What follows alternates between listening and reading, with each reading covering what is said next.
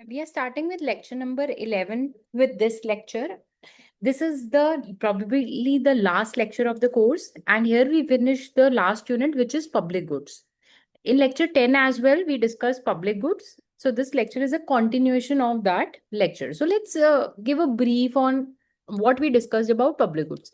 See, public goods are something which are provided in a common quantity. For example, you go to a park.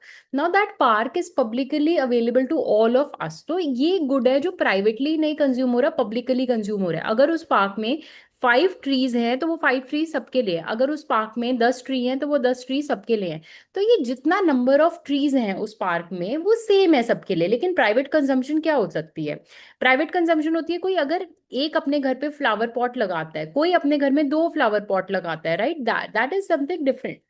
But when we talk of public good, so that means जो quantity of public good है वो हर किसी के लिए same होगा, quality of public good जो है हर किसी के लिए सेम होगा. सो जब इस तरह का जो लेवल ऑफ पब्लिक गुड क्योंकि फिक्स है, तो यानी कि अगर सपोज करो हमारी चॉइस ऑफ क्वांटिटी एक्स है और एक स्टार है, लेकिन जो प्रोवाइड हो रहा है पब्लिक गुड वो ज्यादा प्रोवाइड हो रहा है. हम चाहते हैं सिर्फ 5 ट्रीज लगे लेकिन पार्क में 10 ट्रीज लग रहे हैं.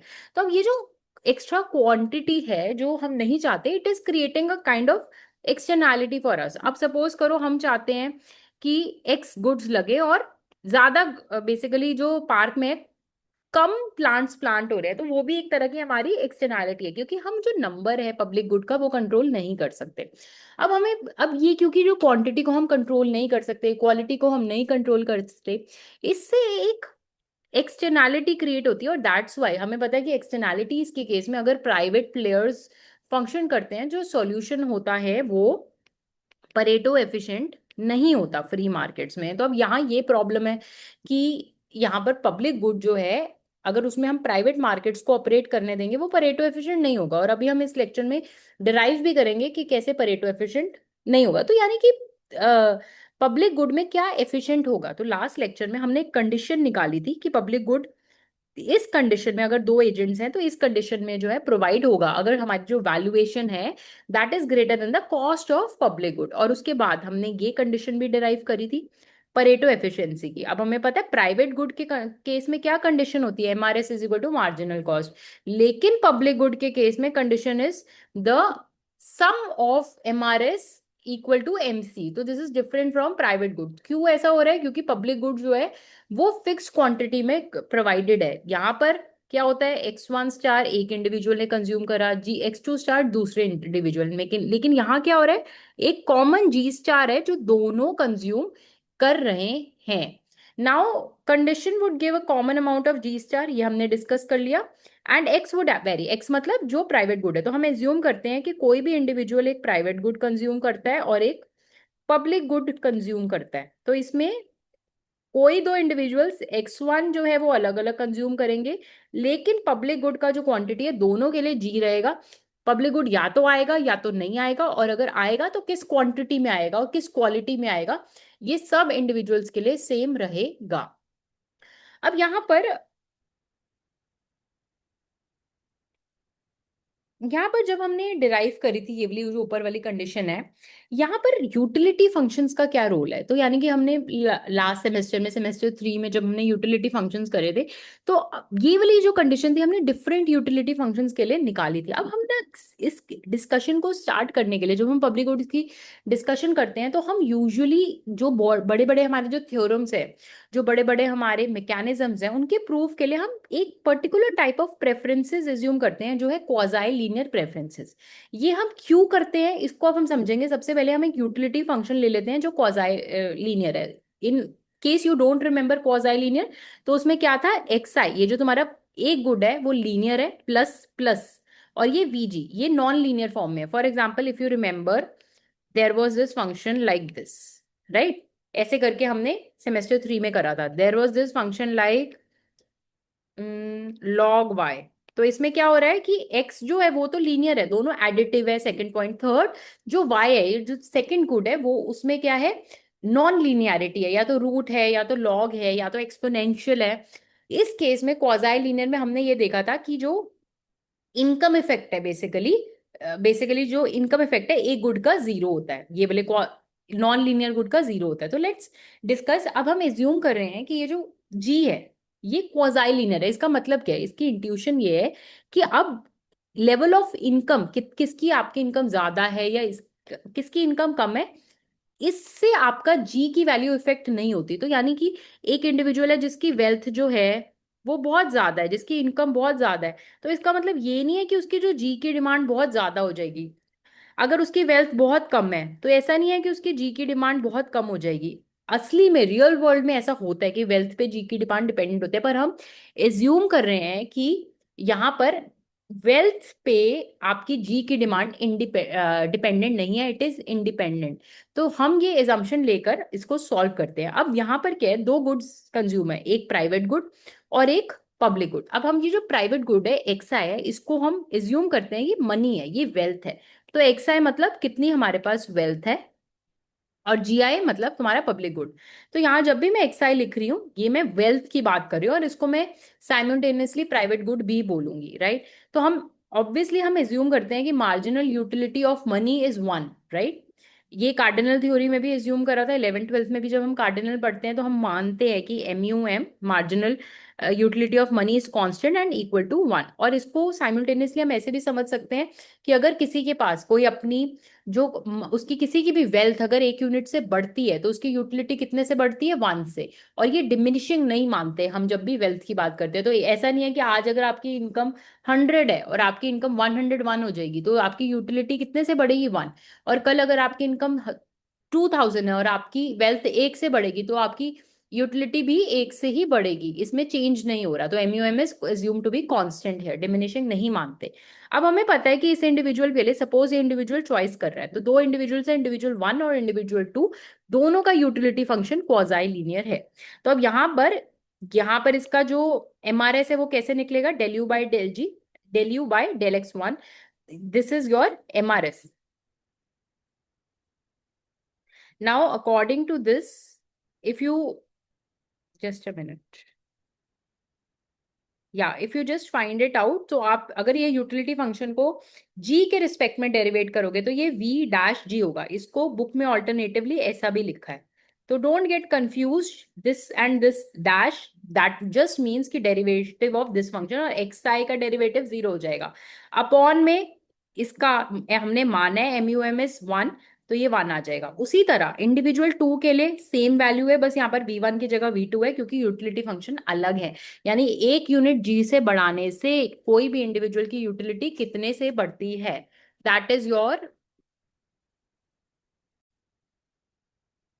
तो ये सेकेंड इंडिविजुअल का MRS हो गया, ठीक है। V2 क्यों, क्योंकि उसकी यूटिलिटी फंक्शन डिफरेंट है। अब हमें पता है पब्लिक गुड के केस में हम सबमिशन ऑफ MRS लेते हैं, तो MRS ऑफ 1 यानी पर्सन 1 पर्सन 2 का किसके इक्वल होगा, MC ऑफ द गुड। यानी कि अगर 1 यूनिट जी बढ़ाए तो कॉस्ट कितने से बढ़ेगी, MC से बढ़ेगी। तो अब ये हमारी फाइनल कंडीशन आ गई, ठीक है। अब इस कंडीशन में मैंने जब MRS की वैल्यू पुट करी इसकी और इसकी, तो हम ये देखते हैं कि ये इस कंडीशन में ना x1 आ रहा है ना x2 आ रहा है। तो अब इस कंडीशन से डिटरमाइन होगा कि मेरा जी स्टार कितना आएगा, यानी कि कितना जी जो है इक्विलिब्रियम में प्रोवाइड होगा। तो ये जो कंडीशन है that is independent of the value of x1 and x2। x1 और x2 क्या है, वेल्थ, कितना मनी है दोनों के पास। तो दिस इज इंडिपेंडेंट। सो यानी क्वाजाई लीनियर प्रेफरेंसेस में इट डज नॉट मैटर कि किसके पास कितनी मनी इनकम है, किसके पास कितनी वेल्थ है, the level of G remains the same when we are assuming quasi linear preferences. But this is not the same when we assume different type of preferences. For example, अगर आपने ये preferences assume करी तो इसमें जो MRS, अगर हम इसमें just a minute, अगर मैं इसमें MRS ऑफ इंडिविजुअल 1 करूं तो वो x1 अपॉन जी आएगा, राइट। या तो g अपॉन x1 डिपेंडिंग हम y और x एक्सेस पे क्या ले रहे हैं, और MRS ऑफ 2 क्या आएगा, x2 अपॉन जी। तो अगर हम ये करेंगे जो कंडीशन आएगी वो ऐसा आएगी कुछ, x2। तो आप देख रहे हैं ये जो कंडीशन है इसमें g की जो ऑप्टिमम वैल्यू है वो x1 स्टार और x2 star, that is the wealth of 1 and wealth of 2 उस पर डिपेंडेंट है, इनकम्स पे डिपेंडेंट है।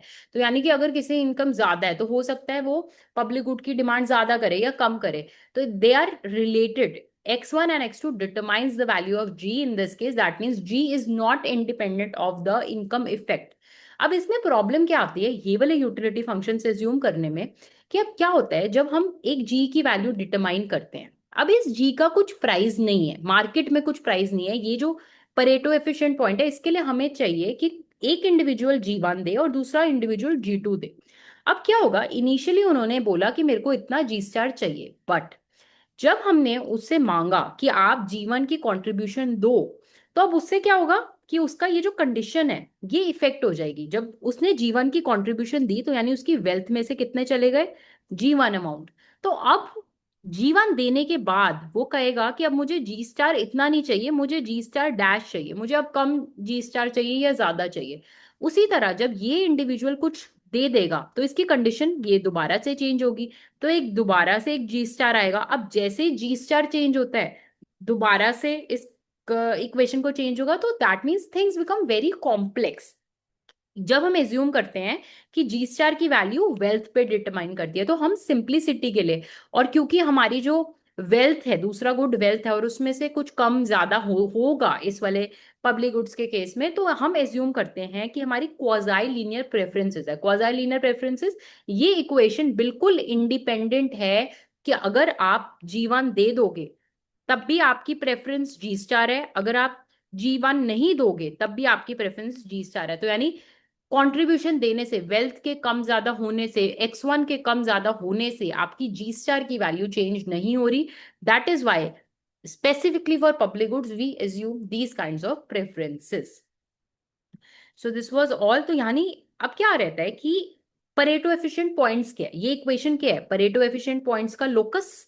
अब यहां पर जब हमने ये इक्वेशन देखी थी, तो अब परेटो एफिशिएंट पॉइंट्स को जब हम निकालेंगे इस वाले केस में, तो यहाँ पर क्या है, ये x1 है, ये g है, राइट, और ये x2 है। तो अब यहां पर अगर आप इसको इतना वेल्थ दोगे तो ये इतना जी प्रेफर करता है, इतना वेल्थ दोगे तो ये इतना जी प्रेफर करता है। तो यानी वेल्थ और जी के बीच एक रिलेशनशिप है। जब मैंने नॉर्मल प्रेफरेंसेस एज्यूम करी, क्वाजाई लीनियर एज्यूम नहीं करी, but if I assume quasi linear preferences, तो इसमें हमने क्या बोला, value of G is independent of value of X. तो यानी ये मेरे परेटो एफिशिएंट पॉइंट्स का लोकस है। ये मेरा सपोज करो कॉन्ट्रैक्ट कर्व है, कॉन्ट्रैक्ट कर्व को मैं सीसी कर्व बोल रही हूँ। अब इसमें जो जी की वैल्यू है वो फिक्स रह रही है, यानी कि नो मैटर वो x1 इतना कंज्यूम करे, उसके पास इतनी वेल्थ है, उसके पास इतनी वेल्थ है, उसके पास इतनी वेल्थ है, उसका जो जी की वैल्यू है वो सेम रह रही है हर परेटो एफिशिएंट पॉइंट में। तो क्वाजाई लीनियर प्रेफरेंसेस की एक फीचर है कि हर, बेसिकली हमें पता है हमारे पास मल्टीपल परेटो एफिशिएंट पॉइंट्स होते हैं, तो हर पॉइंट पे मेरी जी की वैल्यू सेम रहती है, जो किस इक्वेशन से आती है, जो इस इक्वेशन से आती है। और अभी हमने देखा था ये जो इक्वेशन है वो इंडिपेंडेंट है x1 और x2, यानी कि g की एक वैल्यू आ जाएगी हर परेटो एफिशिएंट पॉइंट पे। लेकिन इस वाले केस में x1 की वैल्यू भी अलग है और g की वैल्यू भी अलग है, लेकिन इस वाले केस में g की वैल्यू फिक्स्ड है, क्वाजाई लीनियर प्रेफरेंसेस। और हमें पता भी है कि जब क्वाजाई लीनियर प्रेफरेंसेस होती है तो कॉन्ट्रैक्ट कर्व जो होता है वो स्ट्रेट लाइन रहता है, वो it is not like this in the general case. So this was about quasi-linear preferences. Now we move on to the next topic. अब सबको, अभी तो हमने जो कंडीशन निकाली, ये जो कंडीशन निकाली ये हमने तब निकाली जब परेटो एफिशिएंसी होगी। पर फॉर एग्जाम्पल हम प्री मार्केट को ऑपरेट करने देते हैं पब्लिक गुड के केस में, तो क्या होगा, हमने बोल तो दिया कि फ्री मार्केट के केस में परेटो एफिशिएंसी नहीं होती, पर उसको अभी हम प्रूव करेंगे कैसे। तो there is an individual, individual one, वो अपनी यूटिलिटी मैक्सिमाइज करता है। अब उसको पता है कि अब जब वो हम परेटो एफिशिएंसी निकाल रहे तो हम क्या एज्यूम कर रहे थे, वो दूसरे इंसान की जो यूटिलिटी है उसको फिक्स मान रहा था और ये दूसरा कंस्ट्रेंट ले रहा था। इसके लिए ये लेक्चर 10 की बात है, इसको रिवाइज कर लेना, ठीक है। अब लेकिन जब कोई भी इंडिविजुअल यूटिलिटी निकालेगा तो वो दूसरे इंसान की यूटिलिटी को क्यों कांस्टेंट रखेगा, वो तो सिर्फ अब ये वाले कंस्ट्रेंट को क्यों आने देगा। लास्ट टाइम हमने ये कंस्ट्रेंट इसलिए एज्यूम करा था क्योंकि हम परेटो एफिशिएंट पॉइंट निकाल रहे थे, और परेटो एफिशिएंसी का मतलब क्या है maximizing utility of one, keeping utility of two constant. But now we are not assuming this thing. We are not assuming utility of two as constant, because now individual one maximizes his own utility over x1, which is the wealth of individual, and g, which is the this. Now this is the utility function. और ये जो g है, total g कितना आएगा, g1 plus g2, मतलब individual one ने जितना contribution करा प्लस इंडिविजुअल टू ने जितना कंट्रीब्यूशन करा, और कॉस्ट क्या है इस जी की, that is C G. Now suppose, अब इसमें एक चीज तो एज्यूम करनी पड़ेगी कि पर्सन टू कितना कंट्रीब्यूशन कर रहा है, क्योंकि उसकी कंट्रीब्यूशन के हिसाब से ही डिसाइड होगा कि कितना पब्लिक गुड जो है वो प्रोवाइड होगा. तो हमने एज्यूम कर लिया कि ये इतना पब्लिक गुड जो है कंट्रीब्यूट कर रहा है. अब पर्सन वन मैक्सिमाइजेस, ये फ्री मार्केट है, ठीक है, फ्री मार्केट में ये क्या मैक्सिमाइज करेगा, यूटिलिटी ऑफ वन x1 जो इसका प्राइवेट गुड है यानी वेल्थ है, और ये पब्लिक गुड है, और G2 स्टार गिवन है, इस पे इसका कुछ कंट्रोल नहीं है, ये मान के चलेगा ये स्पेंडिंग होगी. सब्जेक्ट टू, ये उसका कंस्ट्रेंट है, यानी कि टोटल वेल्थ कितनी है उसके पास, जितनी उसने कंट्रीब्यूशन करा प्लस x1 जितना उसने प्राइवेट गुड पे स्पेंड करा, या तो वो वेल्थ जो उसके पास बच जाती है पब्लिक गुड के देने के बाद. नाउ इन दिस केस हम एमआरएस फाइंड आउट करते हैं. तो ये एमआरएस का फॉर्मूला है. अगर हम इस फंक्शन को x1 के रिस्पेक्ट में डिफरेंशिएट करें, दैट इज x1 के अभी अभी हमने बताया था, दैट इज वेल्थ या तो मनी, ठीक है. तो ये कुछ नहीं है, mu x1 बोले या mu m बोले एक ही बात है.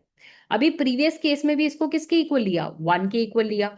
अब ये जो डिनोमिनेटर में क्या है, डेल यू बाय डेल जी. देखो ये कंफ्यूज नहीं होता होना इसमें, ये ऊपर है या नीचे है डजेंट मैटर. अब इस केस में जो हमने जी है वो वाई एक्सिस पे ले लिया है, पुराने केस में हमने जी को एक्स एक्सिस पे लिया था, तो उससे कुछ फर्क नहीं पड़ता, you can do either way. अब यहाँ पर एमआरएस निकालने के लिए ये हमें पता है ये इक्वेशन होती है, राइट.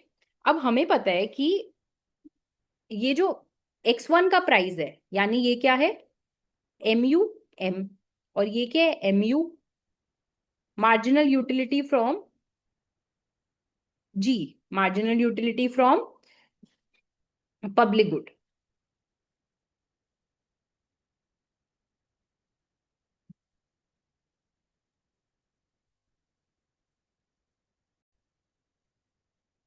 अब इस केस में ठीक है, ये वैल्यूज हमें पता नहीं भी होगी तब भी चलेगा, क्योंकि हम मान रहे हैं that marginal cost of this of public good is equal to one, तो ये हम एज्यूम कर रहे हैं. अब हमें पता है that MRS has to be equal to, ये वाला बोलो या तो फिर बोलो ये मार्जिनल कॉस्ट है, मार्जिनल कॉस्ट. तो इसमें हम ये मान के चल रहे हैं, तो इसमें x1 हमारा क्या है, x1 का प्राइस वन होगा, और ये इस वाले गुड का भी प्राइस वन है, तो ये पूरा जो टर्म है ये वन बन जाएगा. क्यों, क्योंकि x1 क्या है, वेल्थ, ठीक है. तो हम वेल्थ मनी का प्राइस क्या है, एक unit of money is equal to one unit of wealth, because we are assuming this thing, तो ये वन हो जाएगा. और ये डिनोमिनेटर हम एज्यूम कर रहे हैं कि marginal cost of public good is equal to one. ये px2 क्या है, marginal cost of public good.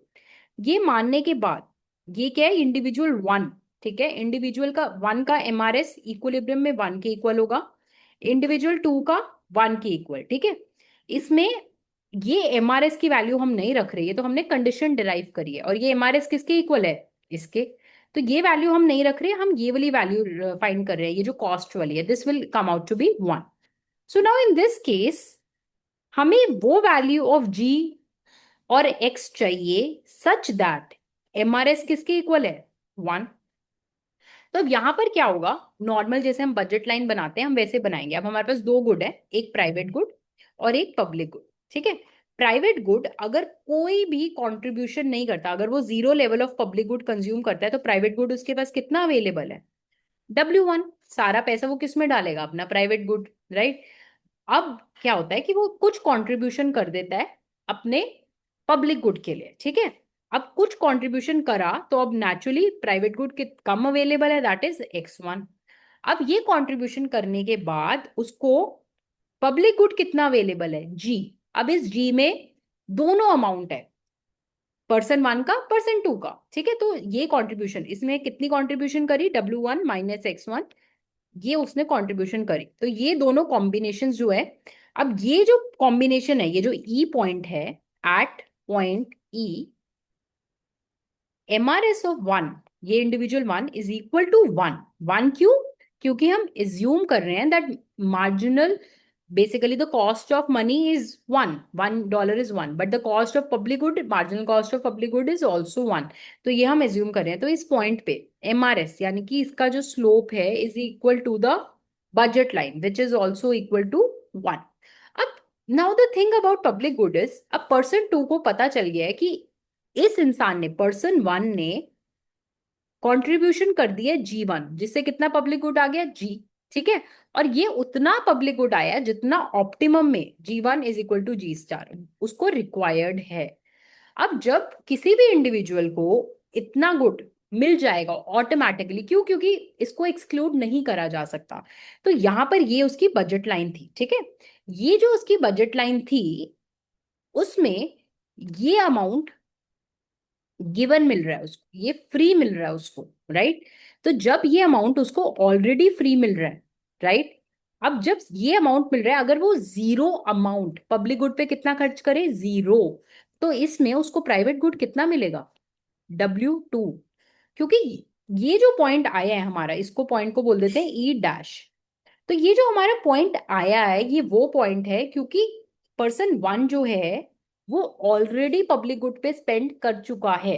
तो इतना पब्लिक गुड तो रहेगा ही रहेगा। अब ये इंडिविजुअल टू क्या कर सकता है, ये थोड़ा और कंट्रीब्यूट कर सकता है और पब्लिक गुड की क्वांटिटी जो है वो बढ़ा सकता है।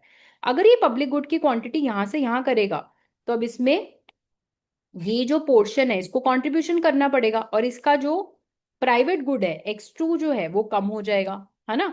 लेकिन अगर ये ऐसा नहीं करता, तो अब यहां पर इसकी जो प्राइवेट गुड की कंजम्पशन है वो क्या हो जाएगी, W2 हो जाएगी।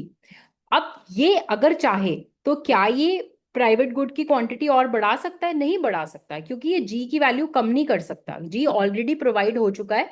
तो ये G की वैल्यू नहीं कम कर सकता, और इसके पास इतनी वेल्थ भी नहीं है कि ये और पब्लिक गुड, प्राइवेट गुड जो है कंज्यूम करे। तो एक तरह से ये जो पोर्शन है ना बजट लाइन का, ये नॉन ऑपरेशनल है, ये एक नॉन ऑपरेशनल है।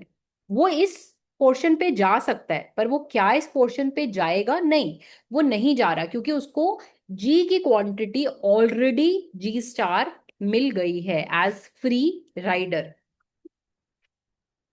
अब देखो इस वाले केस में जो उसकी ऑप्टिमम क्वांटिटी थी, अगर दोनों का यूटिलिटी फंक्शन सेम होता तो उसकी ऑप्टिमम क्वांटिटी थी G स्टार और X2 स्टार, यानी कि वो कुछ कंट्रीब्यूशन देता, G2 इज इक्वल टू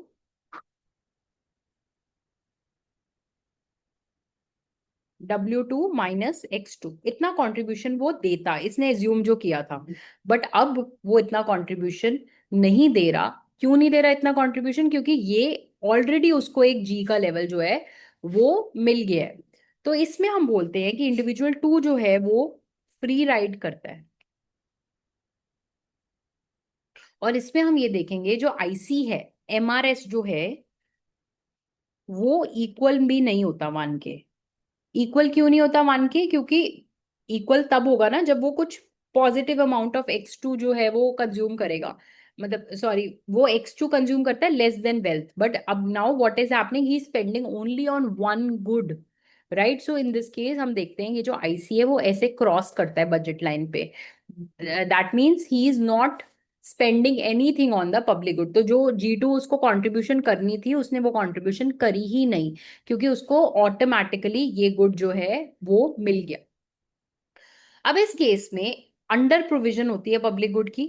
अगर हमें बेसिकली अगर उसको ये गिवन नहीं होता कि ये G1 जो है G ऑटोमेटिकली मिल जाएगा उसको, तो वो ज्यादा पब्लिक गुड जो है हमारी इकोनॉमी में आता, प्राइवेट गुड वो कम कंज्यूम करता। बट ऐसा नहीं हुआ, उसको फ्री में मिल गया वो good and he kept on consuming. So this is known as the problem of free ridership. और ये कब होती है? जब प्राइवेट इक्विलिब्रियम में है। तो अगर क्वेश्चन आता है कि show that in private equilibrium there is problem of free ridership, so this is how you explain, you can go through the explanation from your readings. So let's do, how do we explain. So सबसे पहले हम बताते हैं कि जब हमारा Pareto efficiency होती है तो क्या कंडीशन होती है, क्या कंस्ट्रेंट्स होते हैं, ये सब जो लास्ट लेक्चर में से है। उसके इसको थोड़ा ब्रीफ देंगे, उसके बाद हम बोलते हैं लेकिन यहाँ पर परेटो एफिशिएंसी नहीं है, फ्री मार्केट है। तो अब जो कंडीशन है वो ये है, तो यानी वो एज्यूम करता है कि G2 जो स्टार है वो, G2 डैश जो है वो कंट्रीब्यूशन आ जाएगी।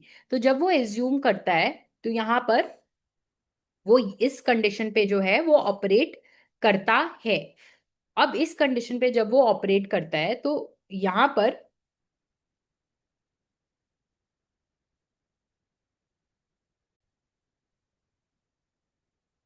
अब यहाँ पर जब वो इतना कंट्रीब्यूट करता है तो यानी वो अपना कंट्रीब्यूशन जो है वो डिसाइड करता है, ठीक है, डिसाइड करता है कि कितना कंट्रीब्यूट करना है, मुझे ये अमाउंट कितना करना है, राइट। और वो अपना ऑप्टिमम लेवल ऑफ जी जो है वो भी डिसाइड कर लेता है कि इतना G2 वो कंट्रीब्यूट करेगा, G1 मैं कंट्रीब्यूट करूंगा, और हमें ये जी मिल जाएगा और इस पॉइंट पे हम ऑपरेट करेंगे। पर्सन वन ये ज्यूम करता है, बट पर्सन टू अब ये सोचता है कि मुझे G1 अमाउंट गुड तो जो है वो मिल ही रहा है, एज्यूमिंग कि मुझे जी गुड मिल जाएगा क्योंकि इतना ऑप्टिमम है। अब वो क्या करता है, कुछ भी कंट्रीब्यूट नहीं करता, he chooses to free ride. तो अब जो गुड जो प्रोवाइड होना था, जी कितना होना था, G1 प्लस G2 ऑप्टिमम में, यानी ये वाला। लेकिन फाइनली ऑप्टिमम में कितना गुड प्रोवाइड होता है, सिर्फ G1 अमाउंट ऑफ गुड जो है वो फाइनली ऑप्टिमम में प्रोवाइड होता है, क्योंकि ये इंसान जो है ये फ्री राइड करता है। तो जब सिर्फ इतना अमाउंट गुड प्रोवाइड होता है तो हम ये देखते हैं कि फाइनल इक्विलिब्रियम में MRS और ये जो कंडीशन है ये सेटिस्फाई भी नहीं होती इंडिविजुअली। इस पॉइंट पे, इस वाले पॉइंट पे जहाँ ये फॉर द सेकेंड इंडिविजुअल ये कंडीशन जो है वो सेटिस्फाई नहीं होती, क्यों, क्योंकि वो कुछ पब्लिक गुड पे स्पेंड करता ही नहीं है। सो यानी इसमें जो जी इतना होना चाहिए तो वो फाइनली जी कम हो जाता है। So that means under provision होती है पब्लिक गुड की, and this is the classic problem of free ridership. अगर इसको ये G level of public good suppose करो नहीं मिला होता, ठीक है, इस वाले डायग्राम में इसको देखो, a lot of, let me remove all this,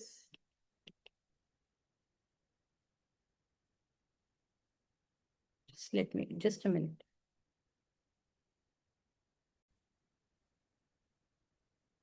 तो अगर इसको सपोज करो नहीं पता होता कि ये जी मिल रहा है तो यहाँ पर ये भी क्या करता, देखो यहाँ पर एक लाइन आती है, इसकी बजट लाइन ये रेड लाइन जैसी होती है, और या ये पॉइंट पे कंज्यूम करता, हो सकता है ये यहाँ पर कितना कंट्रीब्यूट करता, यहाँ पर ये कुछ कंट्रीब्यूशन देता, अगर इसको पता होता ये प्रोवाइड नहीं कर रहा, और इस वाले पॉइंट पे तुम्हारा जो MRS है वो इक्वल टू 1 होती फॉर इंडिविजुअल 2। बट एक्चुअल में क्या होता है, इसको जैसे ही पता लग गया कि ये गुड ऑलरेडी प्रोवाइड हो रहा है तो उसने फ्री राइड करा, राइट, और उसने कुछ कंट्रीब्यूशन नहीं करा। This is the classic case of free ridership under private ownership of public good. अब इसका सॉल्यूशन क्या है, इसका सॉल्यूशन दो तरह के सॉल्यूशंस है। एक एक सोशल प्लानर आ जाए और वो बोले कि इतना गुड ऑप्टिमम है, तो अब ये गुड प्रोड्यूस होगा और इसके लिए आप G1 दो और एक इंसान G2 दे, तो वो फिक्स कर दे कि ये आपकी पेमेंट्स है और आपको पे करनी है, तो यानी ये प्रोवाइड हो जाएगा। और हो सकता है वो बोले ये जो सारी कॉस्टिंग है जैसे गवर्नमेंट करती है वो मैं करूंगा। अब दूसरा है कि वोटिंग करवा लेते हैं। वोटिंग कैसे, कि अब ये जी स्टार अगर मैक्सिमम लोग देखो, अब सपोज करो कि कोई चाहता है $100 जो है उस पे डिफेंस पे खर्च हो, कोई चाहता है $1000, तो मैक्सिमम लोग अगर ये चाहते हैं तो ये होगा, मैक्सिमम लोग ये चाहते हैं तो ये होगा। तो वोटिंग के हिसाब से जो जी स्टार है वो डिसाइड हो सकता है, ये command and control social planner decide करेगा वोटिंग के हिसाब से। और जो बेसिकली चाहता है कि कम स्पेंड हो, राइट, वो कम कंट्रीब्यूशन देगा, और जो चाहता है ज्यादा स्पेंड हो वो ज्यादा कंट्रीब्यूशन देगा। लेकिन अब ये तो सिंपल है, स्ट्रेट फॉरवर्ड है, वोटिंग को समझते हैं कि इसके क्या क्रिटिसिज्म्स हैं और क्या होता है। तो अब यहाँ पर हम एज्यूम करते हैं कि एन कंज्यूमर्स हैं जो वोट करते हैं कि कितना डिफेंस पे खर्चा होगा। अब यहाँ पर डिफेंस पे खर्चे के लिए 3 लेवल ऑफ एक्सपेंडिचर है, एक से $500, 5000, देन 50,000, ठीक है, ये 3 लेवल ऑफ एक्सपेंडिचर्स हैं जो वो डिसाइड कर रहे हैं कि कितना खर्चा करना है। अब 3 तरह के जो लोग हैं वो हमारी इकोनॉमी में हैं, ठीक है। अब ये जो एन है सपोज कर लेते हैं ये ऑड है, एक तरह के लोग कहते हैं कि उनकी फर्स्ट प्रेफरेंस क्या है कि कम हो, सेकंड प्रेफरेंस ये है, थर्ड प्रेफरेंस ये है। उसी तरह ये हमने ये जो पॉइंट ये सब है हमने सेमेस्टर 3 में भी ये वाली तरह की वोटिंग करी थी। दूसरे तरह के लोग हैं जो चाहते हैं ये उनकी फर्स्ट प्रेफरेंस है, फिर ये, ठीक है। उसके बाद तीसरे तरह के लोग हैं जिनकी प्रेफरेंसेस ये हैं और ये हैं, राइट। तो तीन तरह की यहाँ पर प्रेफरेंसेस लोगों की हैं। अब इस केस में मेजॉरिटी वोटिंग करवा देते हैं। मेजॉरिटी वोटिंग जब हम करवाएंगे इस केस में तो हम क्या करेंगे, सबसे पहले बोलेंगे ए वर्सेस बी। तो अगर हम देखेंगे तो तीनों में इक्वल नंबर ऑफ लोग हैं, 33 में अगर 100% है 33.3, 33.3, 33.3। अब अगर हमने ए वर्सेस बी का, तो यहाँ पर ए को कितने वोट मिलेंगे, 2, तो ए जीत जाएगा मेजॉरिटी वोटिंग से। फिर हमने क्या करा, ए जो जीता उसके बाद हमने ए वर्सेस सी होगा, यहाँ पर एक गलती है, ए वर्सेस सी होगा। ए और सी की जब हम वोटिंग करवाएंगे तो यहाँ पर ए जीता, यहाँ पर सी जीता, यहाँ पर भी सी, तो अब क्या होगा, सी जीत जाएगा। उसके बाद सी जीता है, राइट। तो यहाँ पर फाइनली कौन जीता, सी जीता। लेकिन यहाँ पर अगर मैं वोटिंग का ऑर्डर चेंज कर दूं, अगर अब मैं क्या करती हूँ, मैं स्टार्टिंग में ए वर्सेस सी करूंगी, ठीक है। तो जब मैंने ए वर्सेस सी करा तो इसमें सी जीतेगा। अब जो विनर है अब मैं उसको सी वर्सेस बी करूंगी, क्योंकि मैं वोटिंग का ऑर्डर चेंज कर रही हूँ। ये हमने सेमेस्टर 3 में भी करा है। तो जब हमने सी वर्सेस बी करा तो इसमें कौन जीता, इसमें बी जीता, इसमें बी जीता, तो इसमें बी जीतेगा। तो हमने ये देखा कि फर्स्ट केस में कौन जीता, सी जीता। सेकंड केस में कौन जीता, बी जीता। तो यानी जैसे ही मैंने ऑर्डर ऑफ वोटिंग चेंज करा तो विनर चेंज हो गया। इसको हम बोलते हैं कि ट्रांजिटिविटी जो है ब्रेक करती है इस केस में। यानी इस वाले केस में A is greater than B is greater than C, और इस वाले केस में A C is greater than A is greater than B is greater than A. So transitivity बहुत ब्रेक हो रही है इस पूरे सॉल्यूशन में, और ये हमने सेमेस्टर 3 में भी करा है। एंड टू रिवाइज, ट्रांजिटिविटी कैसे ब्रेक हो रही है, जैसे ही मैंने ऑर्डर ऑफ वोटिंग, ए सबसे पहले है, उसके बाद ए इज ग्रेटर देन बी, और सेकेंड पॉइंट में है सी इज ग्रेटर देन ए। तो दिस तो दैट इम्प्लाइज इस वाले प्रोसेस में, this implies that A is greater than B and C is automatically greater than B, right? But यहां पर जब हमने ऑर्डर चेंज करा, ये ट्रांजिटिविटी का रूल आएगा, तो ये बी जीत रहा है। तो यहां पर क्या वायलेट होती है, जैसे मैं ऑर्डर ऑफ वोटिंग चेंज करती हूँ तो मेरा प्रिंसिपल ऑफ ट्रांजिटिविटी ब्रेक होता है। और यहाँ पर हमने कौन सा वोटिंग रूल फॉलो करा था, हमने इस केस में मेजॉरिटी वोटिंग करी। तो majority voting violets the principle of transitivity. तो अब ये प्रॉब्लम है वोटिंग के लिए। तो अब वोटिंग अगर हमने करवा भी ली तो अब ये प्रॉब्लम होने की वजह से हम कैसे चूज करें कि दोनों में से कौन सा एक्सपेंडिचर चूज करें। तो इसका एक सॉल्यूशन है, ये प्रॉब्लम मेजॉरिटी वोटिंग में अराइज नहीं करेगी। कौन सी प्रॉब्लम, ट्रांजिटिविटी की प्रॉब्लम। और इसको ये जो प्रॉब्लम है इसको पैराडॉक्स ऑफ वोटिंग कहते हैं, कि जैसे ऑर्डर ऑफ वोटिंग से हमारा जो आउटकम है वो इन्फ्लुएंस होता है। तो ये प्रॉब्लम अराइज नहीं करेगी अगर मेरा nature of preferences is single peaked. Single peaked माने कोई इंडिविजुअल है जो बोल रहा है कि ये ए वाले की मेरी प्रेफरेंस इतनी है, सबसे ज्यादा मैं किसको प्रेफर कर रहा हूँ, बी को, सबसे कम मैं प्रेफर कर रहा हूँ सी को। ठीक है। अब यहाँ पर ये जो एक्सपेंड पीक्स है ये चेंज हो रही है। तो यानी ऐसा भी हो सकता है कि कोई इंडिविजुअल है जो ए को सबसे ज्यादा प्रेफर करता है और उसके बाद ऐसे। तो ये जरूरी नहीं है ये जो पीक है ये बी पर ही आए, पीक कहीं भी हो सकती है, इस केस में सी पे भी हो सकती है। तो जब तक प्रेफरेंसेस ऐसी हैं कि सिर्फ एक ही पीक है, मतलब कि एक लेवल ऑफ एक्सपेंडिचर है जो मेरे मेरे लिए सबसे अच्छा है, बाकी एक्सपेंडिचर लेवल मेरे लिए अच्छे नहीं है, सिर्फ एक मेरी टॉप प्रेफरेंसेस सिर्फ एक ही है, तो उसको बोलते हैं सिंगल पीक। इसमें मेजॉरिटी वोटिंग लगा के देखना, ट्रांजिटिविटी की प्रॉब्लम नहीं आएगी। तो यानी कि इस इंडिविजुअल के लिए बी, ए, सी, ठीक है। ये जो ए और सी है इससे इक्वल लेवल ऑफ से यूटिलिटी आती है, तो एक ही पीक है। लेकिन अगर हम इस वाले केस में ड्रॉ करने की कोशिश करें प्रेफरेंसेस, इस वाले केस में तो मैंने ड्रॉ ऑलरेडी करी हुई है। इंडिविजुअल 1 के लिए बात करें तो उसकी प्रेफरेंसेस ऐसे है, ए बी सी मैंने मार्क करा, तो उसकी प्रेफरेंसेस ऐसे है। यानी ए सबसे ज्यादा, इसमें एक सिंगल पीक है, यहाँ पर एक पीक है इसकी, तो ये सिंगल पीक है। बट बी, अगर मैं इंडिविजुअल टू की बात करूं तो इंडिविजुअल टू का ये जो बेसिकली बी, ये जो ब्लैक में मार्क्ड है ये है, I will mark it with purple as well. तो इसकी ये है बी, फिर उसकी प्रेफरेंस है सी। तो अब इसमें प्रॉब्लम क्या है इस वाले केस में, देखो इस केस में दो पीक है, एक पीक है ये, दूसरी पीक है ये पीक एक लोअर लेवल पे है पर still it is a peak, right. तो इसको हम मल्टी पीक कहते हैं, इसको हम सिंगल पीक नहीं कहते। अब थर्ड वाले के केस में देखो, सी, ए और बी, थर्ड वाले को ड्रॉ करेंगे। बेसिकली सी, ए, बी, तो यहाँ पर ये सबसे ज्यादा ऐसे करके,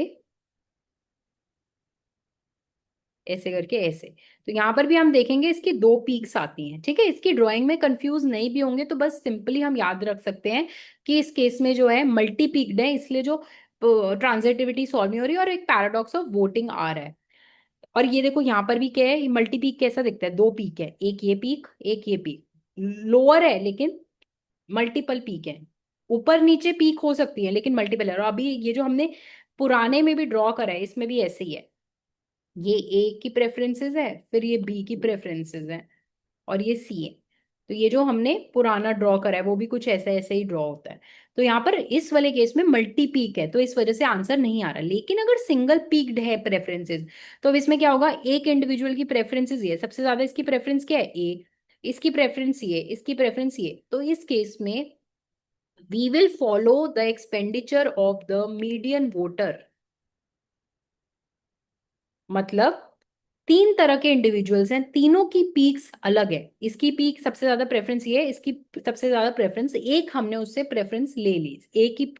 अब इसमें हम क्या करेंगे, एक इंडिविजुअल जो है ये मीडियन वोटर है, एक इंडिविजुअल यहाँ है और एक इंडिविजुअल यहाँ है, तो हम किसकी प्रेफरेंस मानेंगे, इस बी की प्रेफरेंस मानेंगे, यानी कि हम मीडियन वोटर की प्रेफरेंस मानेंगे। यहाँ पर तो तीन वोटर्स हैं, सपोज करो मल्टीपल वोटर्स हैं, इसको ड्रॉ करके देखते हैं। यहाँ पर ये तुम्हारा मीडियन है, ठीक है, मीडियन वोटर। मीडियन वोटर मतलब अगर मैं एक्सपेंडिचर लेवल को असेंडिंग टू डिसेंडिंग में अरेंज कर लूं, छोटे से बड़े में, तो ये जो मीडियन है एक्सपेंडिचर का वो, ठीक है। अब ये कि ये तभी फॉलो होगा अगर हमारी सिंगल पीक है। तो अब यहाँ पर एक ये पीक है, एक ये पीक है,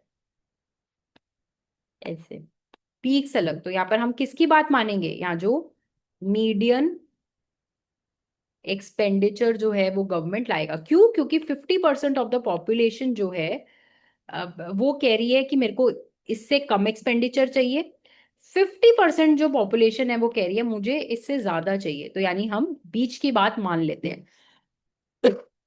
लेकिन इसमें एक और प्रॉब्लम है, इसमें ये प्रॉब्लम है कि जब इस 50% को पता है कि मीडियन की बात मानी जाएगी और मेरी बात नहीं मानी जाएगी, तो अब वही अपनी प्रेफरेंस बेसिकली यहां ना बोलकर बेसिकली एक्सैजरेट करने की कोशिश करेंगे, वो कॉल्यूजन करने की कोशिश करेंगे, वो ऐसा करेंगे कि अपनी प्रेफरेंसेस, ट्रू प्रेफरेंसेस रिवील नहीं करेंगे। Why, because they will want to manipulate this median, ठीक है। In what ways median can be manipulated, you can check it out. So now problem with this is कि even अगर single peaked है और voting हो रही है, पहली बात तो प्रॉब्लम ये है कि हर प्रेफरेंसेस सिंगल पीक होती नहीं, बहुत मुश्किल है। There is problem of manipulation. It is not likely कि हर कोई, फॉर एग्जाम्पल अगर हमने ये इतना एक्सपेंडिचर करा, ठीक है, अब इस एक्सपेंडिचर में हमने क्या करा, हमने इस वाले इंसान को बोला कि आपकी जो चॉइस थी वो ज्यादा थी, आप कह रहे थे ज्यादा एक्सपेंडिचर हो तो आप ज्यादा कंट्रीब्यूशन दो। तो ये क्या करेगा, इसको पहले ही पता था कि एक्सपेंड गवर्नमेंट ने कितना स्पेंड करना है, मीडियन वाले की बात। तो ये अब क्या करेगा, जीवन ना बोलकर इतना ही बोलेगा, ठीक है। और या तो सपोज करो इस वाले को मैं कंट्रीब्यूट करने को बोलती हूँ G0, तो अब ये बोलेगा मैं क्यों इतना कंट्रीब्यूट करूं, मैं ये जो एक्सपेंडिचर है ऑलरेडी ज्यादा है तो अब मैं अंडर करूंगा। क्यों, क्योंकि उनको जितना वो रिपोर्ट कर रहे हैं उनको उसकी कंट्रीब्यूशन भी करनी पड़ रही है। तो यहाँ पर एक अंडर रिपोर्टिंग की प्रॉब्लम आएगी। ठीक है, और कुछ केसेस में जो सपोज करो चाहता है कि डिफेंस आई आए, तो उसमें ओवर रिपोर्टिंग की भी प्रॉब्लम आ सकती है। तो पहली बात तो सिंगल पीक होना ही मुश्किल है। दूसरी बात, इसमें मैन्युपुलेशन की, अंडर रिपोर्टिंग की प्रॉब्लम्स आती है। तो इसको सॉल्व करने के लिए हमारे पास कुछ मैकेनिज्म है। वो मैकेनिज्म है वोटिंग के, जो इंश्योर करते हैं कि लोग अपनी true value of public goods को रिपोर्ट करें। तो अभी आगे वाले लेक्चर में हम यही समझेंगे कि क्या मेथड्स हैं such that people reveal their true values for the public good. तो अभी तक जो हुआ है उसको रिवाइज करते हैं। सबसे पहले, परेटो एफिशिएंसी प्राइवेट मार्केट में और पब्लिक गुड्स के केस में बहुत अलग है। ठीक है, दोनों का एडिशन हमने देखा। अगर प्राइवेट प्लेयर्स एग्जिस्ट करते हैं, अगर फ्री मार्केट्स ऑपरेट करती है, तो उसमें क्या प्रॉब्लम होती है? Free ridership. इसका जो सॉल्यूशन है वो ये है, या तो एक कमांड एंड कंट्रोल हो जो जी स्टार डिसाइड करे और बोले कि आप G1 पे करोगे, आप G2 पे करोगे। This is, but this can may be it is not efficient, क्योंकि हो सकता है कि वो आपको बोले कि आप कितना कंट्रीब्यूट करो 50, लेकिन आपकी जो वैल्यूएशन है गुड की वो 40 भी नहीं है, तो इसमें आपको लॉस हो रहा है। ठीक है, इसमें हम दूसरा सिस्टम लाते हैं वोटिंग का। वोटिंग में हम क्या कहेंगे कि जी का जो डिसीजन है, आप हमें बताओ कि कितना जी होना चाहिए, और हम मेजोरिटी की बात मानेंगे। बट अब मेजोरिटी के प्रॉब्लम में होती है कि पैराडॉक्स ऑफ वोटिंग आता है। इसमें हम पढ़ते हैं कि पैराडॉक्स ऑफ वोटिंग तब नहीं आता जब प्रेफरेंसेस जो है वो सिंगल पीक्ड होती हैं। लेकिन हम ये देखते हैं कि अगर पहली बात,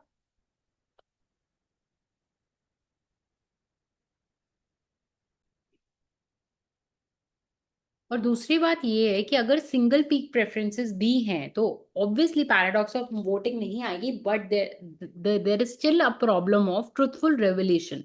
तो अब नेक्स्ट हम ये समझ रहे हैं कि अगर हम पब्लिक गुड प्रोवाइड करना चाहते हैं वोटिंग के माध्यम से, so what are the mechanism such that people reveal their true value. तो अगर सपोज करो कि कोई वैल्यू करता है पब्लिक गुड को V1, और उसने बता दिया कि मेरी जो ट्रू वैल्यू है पब्लिक गुड की वो V1 है, तो अब उसी हिसाब से जो उससे जो पेमेंट है वो कलेक्ट करी जाएगी। अगर वो कह रहे हैं कि मेरी आई वैल्यू डिफेंस मुझे चाहिए $50, तो अब जितने लोग कह रहे हैं $50, उससे उसका डिवाइड करके उतना पोर्शन लिया जाएगा। जो कह रहे हैं मैं डिफेंस को वैल्यू करता हूँ 500, मुझे उससे ज्यादा यूटिलिटी मिलती है, तो उससे ज्यादा पैसे कलेक्ट करे जाएंगे। तो ये जो मैन्युपुलेशन है, इसको रोकने के लिए, क्यों मैन्युपुलेट करेंगे? क्योंकि दे डोंट वांट टू पे। इसको रोकने के लिए अब हमारे पास कुछ मैकेनिज्म है, हम उनको आगे इस वाले वीडियो में we are going to start. You can just go about this once. This is just the same whatever we have discussed. Just go through this once.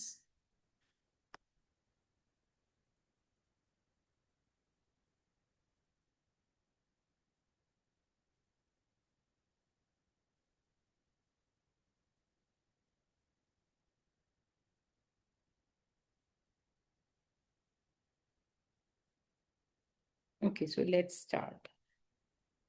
Incentive not to reveal true preferences. They might try to manipulate the final outcome. Okay, let's move.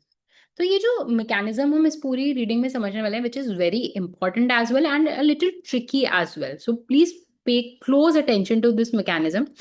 It is Vickrey Clarke Groves mechanism और VCG। देखो, इस VCG के बहुत forms हैं। एक तरह की game theory होती है। देखो, एक गेम है कि मैं रिवील नहीं कर रही अपने प्रेफरेंसेस, क्योंकि मैं चाहती हूँ दूसरा इंसान ज्यादा पे कर दे, राइट? और मेरे को फ्री में पब्लिक गुड मिल जाए। तो फ्री राइडरशिप करना एक तरह की गेम थ्योरी है। यहाँ पर मैं एक गेम खेलना चाह रही हूँ, लेकिन हम क्या कर रहे हैं? हम प्लेयर से वापस गेम खेल रहे हैं ताकि वो अपनी जो ट्रूथफुल प्रेफरेंसेस हैं वो रिवील कर दे। So now let's start. So suppose करो सबने अपनी एक यूटिलिटी रिपोर्ट करी। एक कोई भी जो एजेंट है उसकी रिपोर्टेड यूटिलिटी इज XI।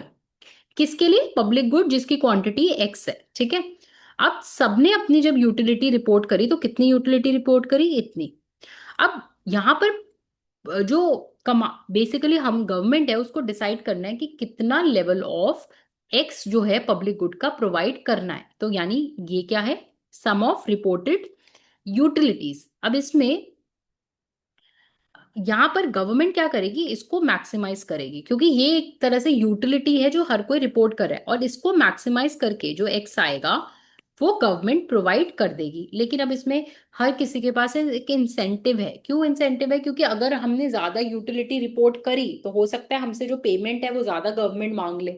अगर आज नहीं भी बोल रही पेमेंट लेगी तो हो सकता है कल पेमेंट ले ले।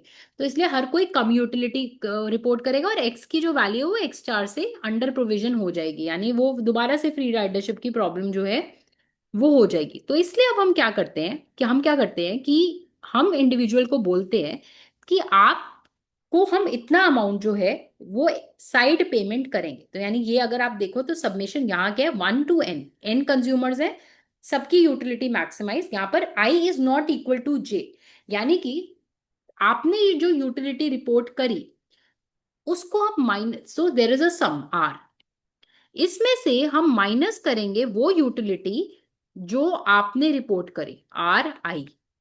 तो कितना बच गया? Submission of all I's but not J. तो एक सिर्फ आपकी जो यूटिलिटी है हम उसको इंक्लूड नहीं करेंगे, और जो बाकी सबने यूटिलिटी जो रिपोर्ट करी हम उसको ऐड कर देंगे। तो फॉर एग्जाम्पल इसको अच्छे से समझते हैं। अगर हमारे पास 3 इंडिविजुअल है, इसने बोला मेरे को 40 यूटिलिटी मिलती है, 40 and 50, तो टोटल सब तीनों की यूटिलिटी कितनी है? सपोज हमने कोई एक्स का उसको लेवल बोला था 20 बार, तो सबने बोला हमें, तो ये 130 टोटल यूटिलिटी जो मिलती है। अब हमने इंडिविजुअल आई को बोला कि apart from, basically we will make you a payment which payment is equal to ये 2 + 3 की रिपोर्टेड यूटिलिटी। तो उसको कितनी पेमेंट मिलेगी? 90 रुपीज गवर्नमेंट देगी, अपनी यूटिलिटी नहीं बाकी सबकी यूटिलिटी जो है उसको देगी। अगर ये, और ये कितनी यूटिलिटी है, अगर एक्स की वैल्यू जी बार होगी तो इतनी हम पेमेंट देंगे। तो यहाँ पर अगर हम फॉर्मूला वाइज देखें तो अब जो यूटिलिटी है, अब जो पे ऑफ है इंडिविजुअल आई का वो ये हो जाता है, यानी कि एक तो उसको अब खुद की कंजम्पशन से यूटिलिटी मिलती है यू आई एक्स, एक्स यानी पब्लिक गुड जितना मिला, और इतनी उसको अपनी कंजम्पशन से, प्लस उसको गवर्नमेंट ने एक पेमेंट दी आर जे एक्स, और जे की value is not equal to I. मतलब बेसिकली हमने वो सब रिपोर्टेड यूटिलिटीज को ऐड कर दिया जो उसकी नहीं है, अपनी खुद की नहीं है। अब इससे क्या हो रहा है कि सपोज करो मुझे पब्लिक गुड कम लेवल का चाहिए, मुझे पब्लिक गुड सिर्फ चाहिए 5 यूनिट्स, लेकिन बाकी सबको जो पब्लिक गुड है वो 8 चाहिए। ठीक है, अब इसमें अगर मैंने, अब मुझे क्योंकि कम चाहिए बाकी को ज्यादा चाहिए, तो अब इसमें मैंने अगर अपनी यूट, अब मेरे पास एक इंसेंटिव है क्योंकि ज्यादा चाहिए सबको, मैं कहूंगी कि मुझे तो इससे जो सेटिस्फैक्शन है पब्लिक गुड से वो बहुत कम मिल रही है। बेसिकली मैं ये भी रिवील नहीं करूंगी, बेसिकली मेरी जो ट्रू वैल्यू है वो V1 है। ठीक है, पब्लिक गुड से मुझे कितनी सेटिस्फेक्शन मिल रही है V1, और R1 मतलब मैं कितना रिपोर्ट करती हूँ। अब हो सकता है ना कि मुझे एक चीज से सेटिस्फेक्शन मिल रही है 100, लेकिन मैं दिखाऊं कि मुझे सेटिस्फेक्शन मिल रही है, रिपोर्ट करूं 80, राइट? तो अब इसमें क्या होगा कि अगर मैं, मेरे को सेटिस्फेक्शन 100 मिल रही है लेकिन मैं रिपोर्ट कर दूं, अंडर रिपोर्ट कर दूं ताकि मुझे पेमेंट कम करनी पड़े। लेकिन अब इसमें केस में क्या होगा कि अगर मैं अंडर रिपोर्ट करूंगी तो उससे क्या होगा, एक्स की वैल्यू पब्लिक गुड कम मिलेगा, और जब पब्लिक गुड कम मिलेगा तो बाकी सब जो हैं, बाकी सब कौन है, R2 यानी इंडिविजुअल टू, और इनकी जो रिपोर्टेड यूटिलिटीज हैं, एक्स कम होगा तो ये भी कम हो जाएंगी। तो जब ये रिपोर्टेड यूटिलिटीज कम होंगी तो मेरी ये वाली वैल्यू भी कम हो जाएगी। तो यानी इस केस में मेरा जो इंसेंटिव है वो मैं ट्रू वैल्यू को रिवील करूं। क्यों ट्रू वैल्यू को रिवील करूं? जब मैं ये रिवील करूंगी अपनी वैल्यू, तो अब इंडिविजुअल 2 और 3 को भी पता है कि मेरी वैल्यू 100 है, तो वो क्या करेंगे, अपनी जो ट्रू ट्रू वैल्यू है एक्स ज्यादा से ज्यादा प्रोवाइड होगा, और मेरे को जो साइड पेमेंट है वो भी ज्यादा मिल जाएगी। तो इसमें मेरे पास इंसेंटिव है। तो इसमें मैं क्या मैक्सिमाइज कर रही हूँ, मैं ये मैक्सिमाइज कर रही हूँ, और गवर्नमेंट क्या मैक्सिमाइज कर रही है, गवर्नमेंट ये आर मैक्सिमाइज करती है। अब इसको आर को ब्रेक डाउन करते हैं, न्यूमेरिकली भी समझ लेते हैं। जब गवर्नमेंट आर को ब्रेक डाउन करो तो इसमें हम बोल सकते हैं एक किसकी यूटिलिटी है, एक इंडिविजुअल आई की यूटिलिटी है जिसको हमने 1 माना, और ये बाकी सबकी यूटिलिटी है। इसमें नोटेशन को समझो, जे is not equal to I, मतलब बाकी सबकी यूटिलिटी एक्सेप्ट आई। तो गवर्नमेंट अगर सबकी यूटिलिटी मैक्सिमाइज कर रही है, इसको मैंने अलग करके रख दिया।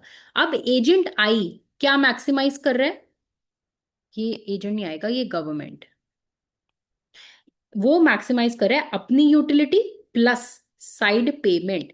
तो अगर आप ये देखो कि ये वाला टर्म और ये वाला टर्म बिल्कुल सेम है, यानी एक तरह से ये साइड पेमेंट देने की वजह से एजेंट आई क्या रिपोर्ट कर देगा? अपनी ट्रू यूटिलिटी रिपोर्ट कर देगा।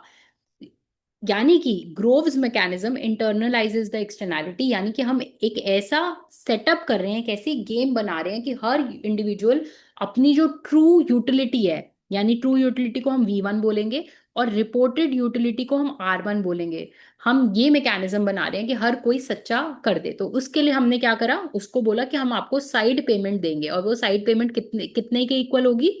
बाकी सबकी यूटिलिटी। तो हमने ये देखा कि पहले वो सिर्फ अपनी यूटिलिटी मैक्सिमाइज कर रहा था, अब वो बाकी सबकी जो रिपोर्टेड वैल्यूज हैं उसको भी मैक्सिमाइज कर रहा है। तो एक तरह से पहले वो एक्स चूज कर रहा था जो उसके लिए अच्छा था, राइट? और इसमें वो अंडर रिपोर्ट या ओवर रिपोर्ट भी कर सकता था, बट अब क्या हो रहा है कि वो एक ऐसा एक्स चूज कर रहा है जो सबके लिए अच्छा है। तो यानी हम उसकी जो प्रॉब्लम है उसको कन्वर्ट कर रहे हैं टू सच अ प्रॉब्लम कि वो अपनी जो ट्रू वैल्यू है उसको रिपोर्ट कर दे। क्योंकि अगर वो रिपोर्ट नहीं करता, फॉर एग्जाम्पल इस वाले केस में गवर्नमेंट ये मैक्सिमाइज कर रही है और वो ये मैक्सिमाइज कर रहा है। अब सपोज वो इसको बोले मैं कम रिपोर्ट करे, ठीक है? इसको जब वो कम रिपोर्ट करता है तो गवर्नमेंट भी ये कम वाले को मैक्सिमाइज करेगी, और अब वो क्या करेगी, कुछ ऐसा एक्स चूज कर लेगी जिससे उसकी यूटिलिटी मैक्सिमाइज नहीं होगी। अगर उसको ये ज्यादा रिपोर्ट करे तो गवर्नमेंट भी कुछ ऐसा एक्स चूज कर लेगी कि उसकी यूटिलिटी ना मैक्सिमाइज हो। तो इसलिए हमने एक ऐसा पे ऑफ मैट्रिक्स बना दिया उसको पेमेंट करके कि उसकी यूटिलिटी और गवर्नमेंट की यूटिलिटी सेम हो जाए और सब वेल ऑफ हो जाए।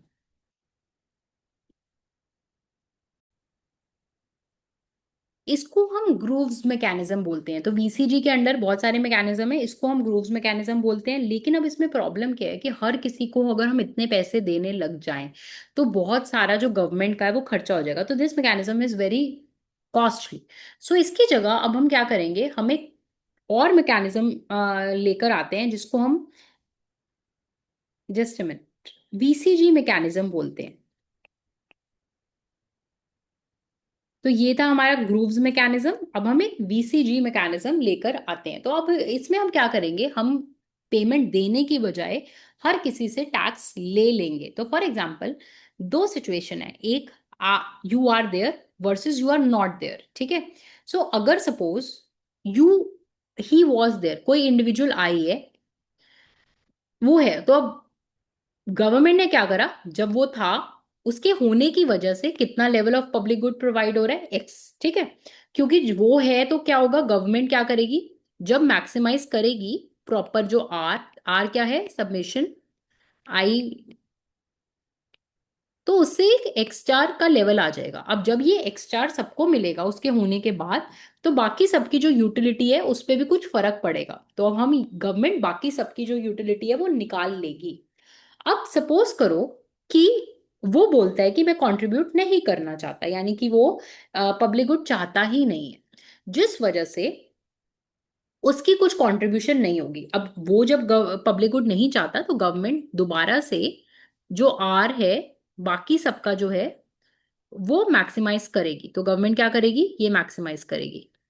अब इससे जो आउटकम आएगा उसको जेड स्टार बोलेंगे। अब जरूर, अब देखो, नेचुरली सी बात है, जब वो नहीं है, जब वो कंट्रीब्यूशन नहीं कर रहा, तो गवर्नमेंट जरूरी तो नहीं है ना same level of public good choose करेगी, तो गवर्नमेंट कुछ और level of public good choose करेगी। अब तो अब इससे क्या होगा, पब्लिक गुड की जो क्वांटिटी है या क्वालिटी है उसमें फर्क आ जाएगा। तो जब वो था तो एक अलग लेवल ऑफ पब्लिक गुड है, अब जब वो नहीं है तो एक अलग लेवल ऑफ पब्लिक गुड है। तो गवर्नमेंट मैक्सिमाइज करेगी सबकी रिपोर्टेड यूटिलिटी और एक जेड वैल्यू आ जाएगी। इसमें देखो आई नहीं है, इसमें वो मैक्सिमाइज करेगी जिसमें आई है और एक्स स्टार निकाल लेगी।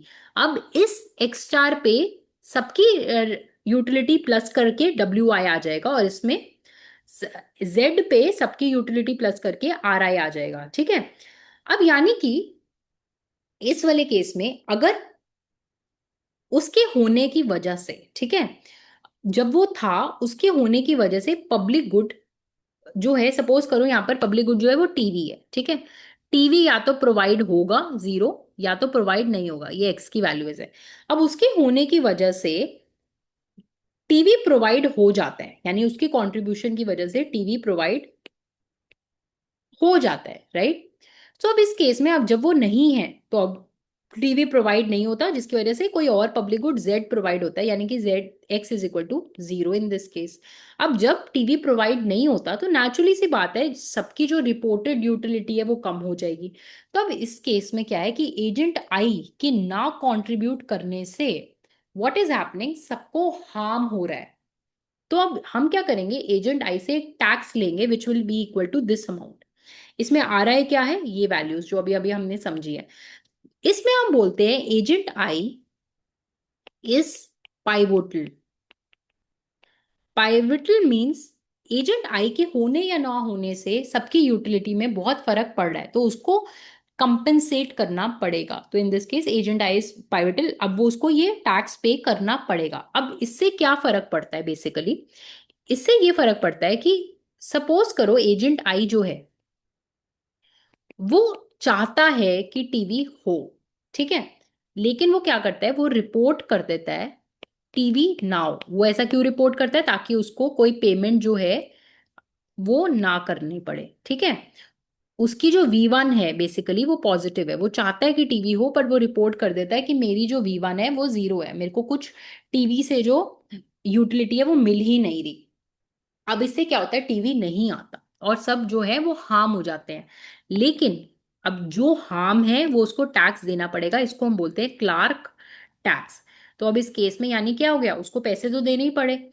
तो सब लोग जो हैं इस केस में टैक्स की वजह से एजेंट वाई जो है वो सच रिपोर्ट करेगा। अगर वो चाहता है कि टीवी हो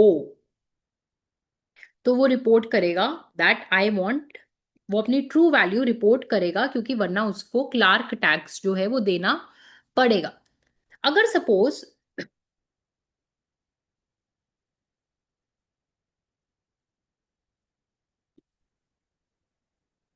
अब सपोज एजेंट आई जो है, ठीक है, वो सच में नहीं चाहता कि टीवी हो, यानी V1 इज इक्वल टू 0, ठीक है। अब वो चाहता ही नहीं टीवी हो, तो अब इस केस में क्या होगा कि वो ट्रू में रिपोर्ट कर देगा R1 इज इक्वल टू 0। अब इस केस में अगर वो वोट करता है कि टीवी हो और वो चाहता नहीं है, तो कल को हो सकता है अगर टीवी आ जाए तो उसको पेमेंट करनी पड़ जाए, और वो चाहता ही नहीं है टीवी, अगर उसको पेमेंट ना भी करनी हो तो he will have to bear the TV. तो इन इस केस में वो ट्रू रेवोल्यूशन कर देगा। तो दोनों केस में व्हाट हैपेंस इस क्लार्क टैक्स की वजह से उसको पता है कि अगर मैंने गलत रिपोर्ट करा तो मुझे टैक्स देना पड़ेगा। तो इस वजह से अब ये टैक्स होता है या नहीं होता, that's a different hypothetical situation. But इस केस में क्योंकि उसको पता है, तो वो सच में रिपोर्ट करेगा कि मुझे टीवी चाहिए या नहीं चाहिए। अगर वो रिपोर्ट करता है टीवी उसको नहीं चाहिए, right, so in this case TV नहीं आएगा। और वो पाइवटल जो है, बेसिकली अगर वो पाइवटल, इस केस में टीवी आएगा तो उसको ऑटोमेटिकली नुकसान हो जाएगा, और इस केस में बाकी एजेंट्स उसको पैसे देंगे, पेमेंट देंगे। और अगर वो चाहता है कि टीवी आए तो वो सच में रिपोर्ट करेगा, क्योंकि वरना उसको एक क्लार्क टैक्स देना पड़ेगा। तो इसको कंफ्यूज ना होते हुए ये फॉर्मूलाज देखेंगे, ये दिस इज द टैक्स, ठीक है। RI minus WI, in your readings there is a mistake, उन्होंने WI माइनस RI लिखा है। If you check any other readings और if you check book, so this is the payment that is paid, and this payment will always be positive और zero. Zero कब होगी, कि हो सकता है कि उसके होने से कोई भी हार्म नहीं होता, तो राइट, तो हम क्या माइनस कर रहे हैं, RI माइनस WI। RI मतलब यूटिलिटी जब वो नहीं है, minus when he is there. तो अगर उसके होने से कोई हार्म नहीं होता तो वो कोई पेमेंट नहीं देता, अगर उसके होने की वजह से हार्म होता है तो he will make a payment. Same case, he is their excess, this is the tax. So इस केस में बेसिकली इंश्योर्ड होता है that he does not under pay. I am writing the formulas on a clean page again. सबसे पहले RI लिख लेते हैं,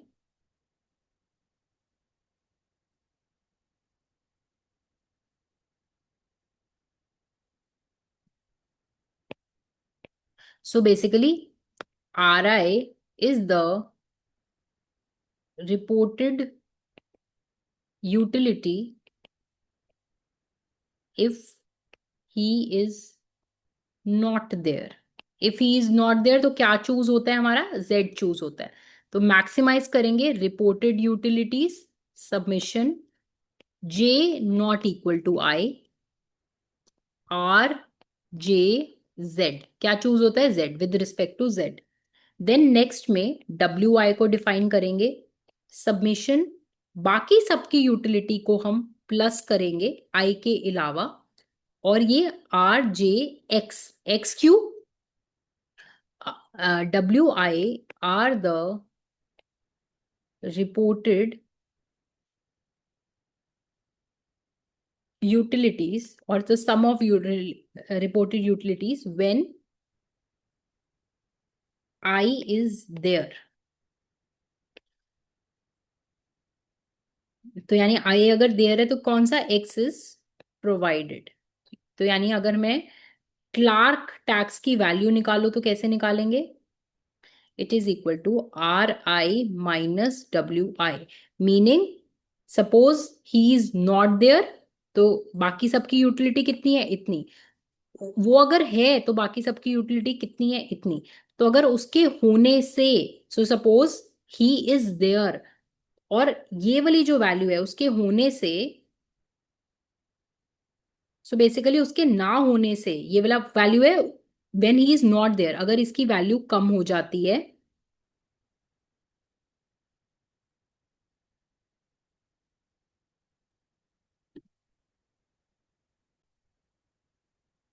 तो अब ये उसको टैक्स पे करना पड़ेगा. इसके दो केसेस देख लेते हैं और बेटर समझने के लिए. तो क्लार्क टैक्स हमने क्या निकाला,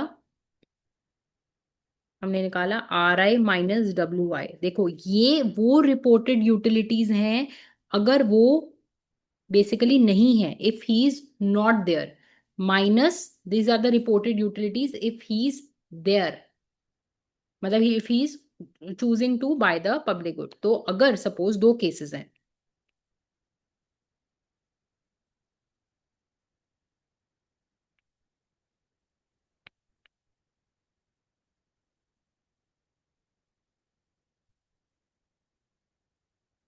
सपोज उसके ना होने से सेम Z चूज करा जा रहा है जो उसके होने से है, तो अब इस केस में क्या होगा, सबकी यूटिलिटी सेम रहेगी. तो इसमें RI और WI इक्वल रहेगा, मतलब कि वो है तब भी same level of public good choose करा जा रहा है, और वो नहीं है तब भी same level of public good choose करा जा रहा है. फॉर एग्जाम्पल इसमें टीवी का एग्जाम्पल ले लो. देखो टीवी की एक कॉस्ट है 100, ठीक है. अब तीन प्लेयर्स हैं A B और C, ठीक है. ये इसकी वैल्यूएशन है 50, इसकी वैल्यूएशन है 30, और इसकी वैल्यूएशन है 30. तो अब इसमें अगर सी नहीं भी है, ठीक है, तो दोनों मिलके टीवी खरीद लेंगे, है ना. तो यानी सी के होने या ना होने से टीवी के परचेज पे इफेक्ट नहीं पड़ रहा, ठीक है. हो सकता है दोनों की कंट्रीब्यूशन में टीवी के परचेज में सपोज करो इफेक्ट नहीं पड़ रहा, तो इस केस में सी को कोई क्लार्क टैक्स नहीं देना, ठीक है.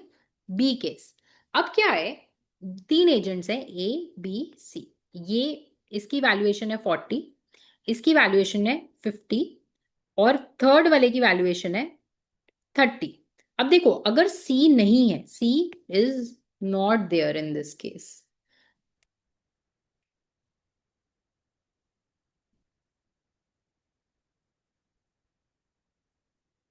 तो अब क्या होगा, जो A और B है वो मिलके टीवी नहीं खरीद पाएंगे, राइट, इस केस में, राइट. तो अब इस केस में अगर C वोट आउट करता है तो उसको क्लार्क टैक्स देना पड़ेगा, ठीक है. दोनों का जो भी लॉस है इस केस में, क्लार्क टैक्स उसको दूसरे वाले केस में देना पड़ेगा. सो इस केस में,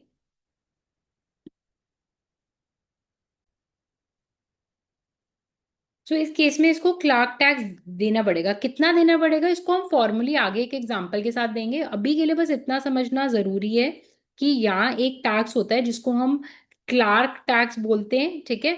और फर्स्ट हमने जो मैकेनिज्म करा वो हमने ग्रूव्स मैकेनिज्म करा, जिसमें गवर्नमेंट को बहुत पेमेंट देनी पड़ेगी। दैट्स वाई हमने एक वीसीजी मैकेनिज्म करा, जिसमें एक टैक्स देना पड़ेगा, जिसको हम क्लार्क टैक्स देंगे। और ये टैक्स निकाला कितना जाता है कि हम बाकी सबकी यूटिलिटी को टोटल कर लेते हैं, दो ही तरह की यूटिलिटी, कि बेसिकली कितना हार्म वो लोगों पे इम्पोज करता है। अगर वो नहीं होता तो बाकी सबकी यूटिलिटी कितनी होती, और अगर वो है तो बाकी सबकी यूटिलिटी कितनी है, तो वो उतना टैक्स देगा जितना होने की वजह से बेसिकली वो लोगों पे जो प्रॉब्लम है वो कॉज कर रहा है। तो बेसिकली इसमें what we do is we subtract R I from W I, where R I is your reported utilities when he is not there, minus the reported utilities when he is there.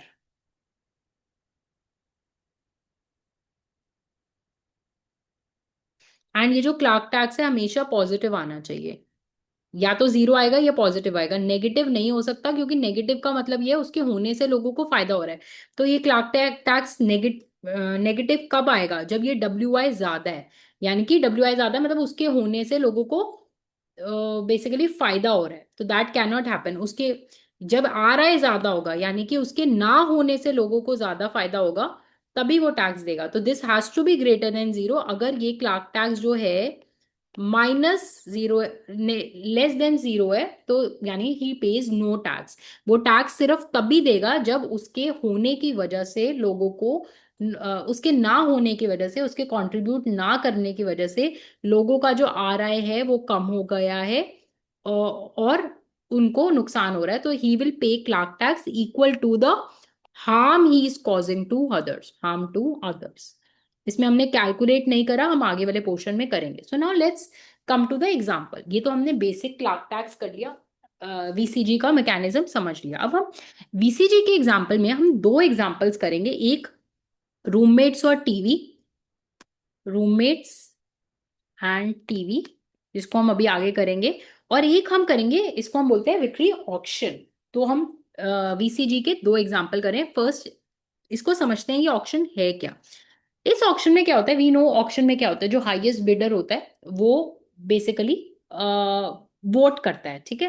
And just to remind you, हम ये mechanism इसलिए कर रहे हैं ताकि सब लोग true जो है वो वोट करें, ठीक है। उसके लिए हम एक टैक्स लगा रहे हैं लोगों पे। अब इसमें सपोज करो ये दो बिडर्स हैं, वी वन और टू। जो बिडर वन है उसकी यूटिलिटी वी1 है, और बिडर टू की वी2। तो सबसे ज्यादा जो वैल्यू है वो बिडर वन की, और सेकंड जो कितना वो रिपोर्ट करते हैं R1 और R2। अब इसमें क्या होता है कि हर कोई चाहता है कि मेरे को वो गुड मिल जाए, राइट। तो वो चाहेगा कि मैं ज्यादा से ज्यादा जो बिड है एक गुड की दूं। अब सपोज करो उसने ज्यादा से ज्यादा जो बिड कर दी, तो अब क्या प्रॉब्लम है, उसको मिल गई तो उसको पे भी करना पड़ेगा। और अगर सपोज उसने कम बिड करी उस चीज की, तो उसमें ये प्रॉब्लम है कि उसको वो गुड नहीं मिलेगा, किसी और को वो गुड मिल जाएगा। तो इसमें जो मैकेनिज्म है वो ये फॉलो होता है कि जो हाईएस्ट बिड है वो विन करती है, लेकिन आप जो प्राइस देते हो वो आप सेकंड बिडर का देते हो। आप अपना प्राइस नहीं देते, आप दूसरे बिडर की वैल्यूएशन देते हो। अब ये वीसीजी पे क्यों बेस्ड है, क्योंकि यहाँ पर आप अपनी जब प्रेफरेंस बता रहे हो, तो अब जो दूसरे को हार्म हुआ, दूसरे को क्या हार्म हुआ, उसकी जो वैल्यूएशन, सपोज मैं एक सेकंड बिडर हूं और मेरी जो वैल्यू है पेंटिंग की $100 है, लेकिन क्योंकि आपने मुझसे ज्यादा बिड कर दिया तो मुझे यहाँ पर $100 का नुकसान हो गया। तो इसलिए अब आप ये जो $100 है आपको पेंटिंग का प्राइस देना पड़ेगा। तो यहाँ पर ये हमें गिवन वैल्यूज है, और R2 यानी जो सेकंड बिडर है उसकी जो रिपोर्टेड वैल्यू है वो 80 है। अब हमें नहीं पता उसकी असली वैल्यू क्या है। तो अब इस केस में ये मैकेनिज्म है। तो अब सपोज करो हम एक ऐसा केस देखते हैं कि आप जो हाईएस्ट बिडर है उसने 120 बोला, उसने बोला कि आई पे 120, मेरे को ये पेंटिंग दे दो। अब इसमें क्या है, उसकी ट्रू वैल्यूएशन कितनी थी, 100। अब ये जो सेकंड प्लेयर है उसने भी सपोज करो अपनी ट्रू वैल्यूएशन नहीं बोली, उसने बोला कि मेरी जो वैल्यूएशन है वो 110 है। अब इसमें आपकी जो वैल्यूएशन थी वो कितनी थी, R1। तो आप जीत गए, you say that we give the painting back to you. अब इसमें आपसे कितना प्राइस लिया जाएगा, इसमें आपसे 120 नहीं लिया जाता, इसमें आपसे R2 लिया जाता है, यानी सेकंड हाईएस्ट बिडर की जो वैल्यू है वो ली जाएगी। तो यानी आपने जब 120 बोला, तो अब आपकी जो ट्रू वैल्यू थी वो कितनी थी, 100, और आपसे प्राइस कितना लिया जा रहा है, 110। तो इसमें आपको 10 रुपए का लॉस हो गया। क्यों? क्योंकि आपने ट्रू वैल्यू नहीं बोली। अगर इसी केस में आपने सच में बोला होता कि मेरी वैल्यू 100 है, तो वो पेंटिंग आपको ना मिलती, दूसरे को मिल जाती, और उस केस में आपको जो रिटर्न होता वो 0 होता। लेकिन ये क्योंकि आपने रॉन्ग बिड किया, तो आपको -10 का नुकसान हो गया। अब केस नंबर 2, इसमें क्या हुआ, आपने अंडर बिड करा। अंडर बिड करने की वजह से, ऑल्दो आपकी जो ट्रू वैल्यू थी 100 थी, इस वाले ने अपना असली बिड कर दिया और आपको पेंटिंग नहीं मिली। तो यानी आपको पेंटिंग मिल सकती थी, अगर आप 100 बोलते तो आपको 80 देना पड़ता, और आपको 20 रुपए जो था, वो प्राइस जो था देना पड़ता। सो इस केस में हर किसी को ये फायदा होता है कि वो अपनी ट्रू वैल्यू पेंटिंग की बोले, as compare to the other auction. Suppose करो हम एक पेंटिंग है जिसका प्राइस अनाउंस कर देते हैं कि वो $80 की है, जो सबसे ज्यादा हाईएस्ट उस जिसकी वैल्यू है उसको मिलेगी। तो अब इस केस में क्या करोगे, आप ज्यादा से ज्यादा वैल्यू बोलोगे, क्योंकि एट द एंड आपको देनी तो उसका यही वाला अमाउंट है, 80 है। कोई आपसे $1,000,000 तो नहीं ले लेगा अगर आप बिड करोगे। तो इसमें हम पेंटिंग उसको सेल करना चाहते हैं। अब ये देखो, जब हम मैं ट्रू कॉस्ट पेंटिंग की बोलूंगी, तो ये बहुत सारे लोग लेने आ जाएंगे। तो अब इसमें, लेकिन अगर सपोज करो इसमें अगर आपने 100 बोला, अगर मैंने आपसे 100 ही सपोज खरीद ले लिया, तो आपको क्या वैल्यू रही पेंटिंग की, जितना आपका जो मैक्सिमम विलिंगनेस टू पे थी, आपने वो पे कर दिया, तो आपको कुछ वैल्यू नहीं रहेगी पे की, क्योंकि आपने पे भी 100 करा और आपकी मैक्सिमम वैल्यू भी 100 थी। तो इसलिए हम ये मैकेनिज्म निकालते हैं जिसमें हम बोलते हैं कि आप जो हाईएस्ट बिडर है वो विन करेगा, लेकिन जो प्राइस आप पे करेंगे वो आप सेकंड हाईएस्ट बिड का प्राइस पे करेंगे। ये यूजुअली ऑक्शन में होता है, और ये बेसिकली हम ये एग्जांपल इसलिए डिस्कस कर रहे हैं क्योंकि ये इसलिए करा जाता है, ये एक वीसीजी का एग्जांपल है, और इसमें हेल्प होती है कि हर कोई अपनी ट्रू वैल्यू को रिपोर्ट करे। ओवर रिपोर्ट अगर कोई करेगा और वो जीत गया, तो उसको बेसिकली ज्यादा प्राइस देना पड़ेगा, और अगर कोई अंडर रिपोर्ट करेगा तो there are chances that he might lose the painting. So this is one example of VCG mechanism, जो ऑक्शन में यूजुअली ये मेथड जो है वो यूज किया जाता है। तो एक तरह से जब हम ये बोल रहे हैं आपका रिटर्न V1 - R2 है, तो यानी आपकी वैल्यूएशन V1 थी, और आपने प्राइस कितना दिया, R2। तो R2 जो आप प्राइस दे रहे हो, एक तरह से आप टैक्स दे रहे हो, क्लार्क टैक्स एक तरह से आप दे रहे हो। बेसिकली ये जो हार्म है आपने दूसरे को करा, क्योंकि पेंटिंग आपको मिल गई तो दूसरे को R2 जो उसकी वैल्यूएशन थी वो नहीं मिली। तो एक तरह से आप एक क्लार्क टैक्स दे रहे हो। Basically you are paying the amount of harm you have done to others. So second example पे आ जाते हैं। ये एक रूममेट्स का एग्जाम्पल है। तो दो रूममेट्स हैं, वो एक टीवी खरीदना चाहते हैं। दोनों C1 और C2, ये जो दोनों इंडिविजुअल वन है, वो कितना टीवी का कॉस्ट देगा, C1। इंडिविजुअल टू कितना देगा, C2। और टोटल टीवी का कॉस्ट कितना है, 150। इससे ज्यादा कलेक्ट नहीं कर रहे, सिर्फ कॉस्ट शेयर जो है वो कलेक्ट कर रहे हैं। उसके बाद सेकंड, टीवी या तो प्रोवाइड होगा या नहीं होगा, X1 की वैल्यू 0 या 1। उसके बाद V1 जो है वो क्या है, आपकी वैल्यू कितनी है टीवी की, ठीक है। अब इस केस में चांसेस हैं कि अगर सपोज करो यू वांट द टीवी, ठीक है। अब सपोज करो हमने आपसे कुछ मांगा कि यू पे ₹100 for the TV, but now your valuation for the TV is 200। तो इस केस में क्योंकि आपका कॉस्ट शेयर जो है फिक्स है, ठीक है, आपका कॉस्ट शेयर फिक्स है 100, और C2 जो है वो फिक्स है 50। तो अब कॉस्ट शेयर पहले हमने फिक्स कर लिया, अब हम आपसे पूछते हैं do you want the TV और नॉट। अब इंटरनली मुझे पता है कि मेरी वैल्यू टीवी की कितनी है, 200, और मेरा कॉस्ट शेयर, इसमें देखो, इसमें जो तुम्हें पे करना है वो पहले से डिसाइडेड है, और मेरे को 100 देना है। तो इसमें मैं क्या करूंगी, अब हम डिसाइड कर रहे हैं कि टीवी आना चाहिए या नहीं आना चाहिए। तो इसमें मैं कहूंगी कि मेरी वैल्यूएशन टीवी की 100 नहीं है, मेरी वैल्यूएशन टीवी की 200 है, 300 है। ताकि क्यों, क्योंकि मैं चाहती हूँ कि टीवी फाइनली जो है वो आ जाए। सपोज मेरी वैल्यूएशन ये है, राइट। सपोज मैं 100 से भी कम टीवी को वैल्यू करती हूँ, और अब मुझसे पूछा कि आपकी क्या वैल्यूएशन है, तो मैं नहीं चाहती कि टीवी आए, राइट। तो अब इस केस में what I will do is, मैं V1 जो है वो मेरी 90 है सपोज, लेकिन मैं इस केस में बोलूंगी कि मेरी V1 तो 0 है, बिल्कुल मैं चाहती नहीं टीवी। तो इस केस में चांसेस हैं कि हम अंडर रिपोर्ट करें जब हमारे कॉस्ट शेयर जो है वो गिवन फिक्स है। तो इसको सॉल्व करने के लिए हम ये Clarke Grove mechanism which is a part of VCG mechanism, उसको यूज करते हैं। तो हम इसमें क्या करते हैं, हम एजेंट वन को कहते हैं कि सपोज करो जो भी डिसीजन है, टीवी आएगा या नहीं आएगा, एक ये एक्स है, ये क्या वैल्यू हो सकती है, 0 और 1। एक तो तुम्हारा ये रिटर्न है, ठीक है, ये पॉजिटिव भी हो सकता है, नेगेटिव भी हो सकता है। प्लस अब क्या होगा कि तुम्हें एक पेमेंट करनी पड़ेगी which is the harm you impose on others. तो फॉर एग्जाम्पल एजेंट टू ने बोला कि मेरी जो वैल्यू है टीवी की वो R2 है और एक C2 है, ठीक है। तो अब इस केस में तुम्हें, अगर टीवी सपोज करो, पहला केस लेते हैं, इस केस में पहला केस ये है V1 is greater then C, मतलब तुम चाहते हो कि टीवी आ जाए। अब एजेंट टू ने रिपोर्ट करा R2 एक, जो C2 से बड़ा है। बेसिकली एजेंट टू भी चाहता है कि टीवी बेसिकली आ जाए, उसको भी फायदा है, वो ऐसा रिपोर्ट कर रहा है। अब अगर इस केस में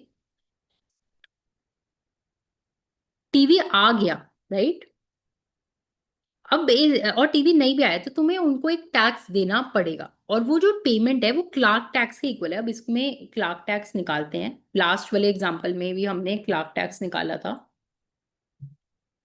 क्लार्क टैक्स की वैल्यू थी हमारी RI - WI। इस वाले एग्जांपल में हम क्लार्क टैक्स की वैल्यू कैलकुलेट करेंगे। RI क्या है, submission, just a minute. RI is basically the utility, reported utilities when the agent is not there, तो Z चूज होता है,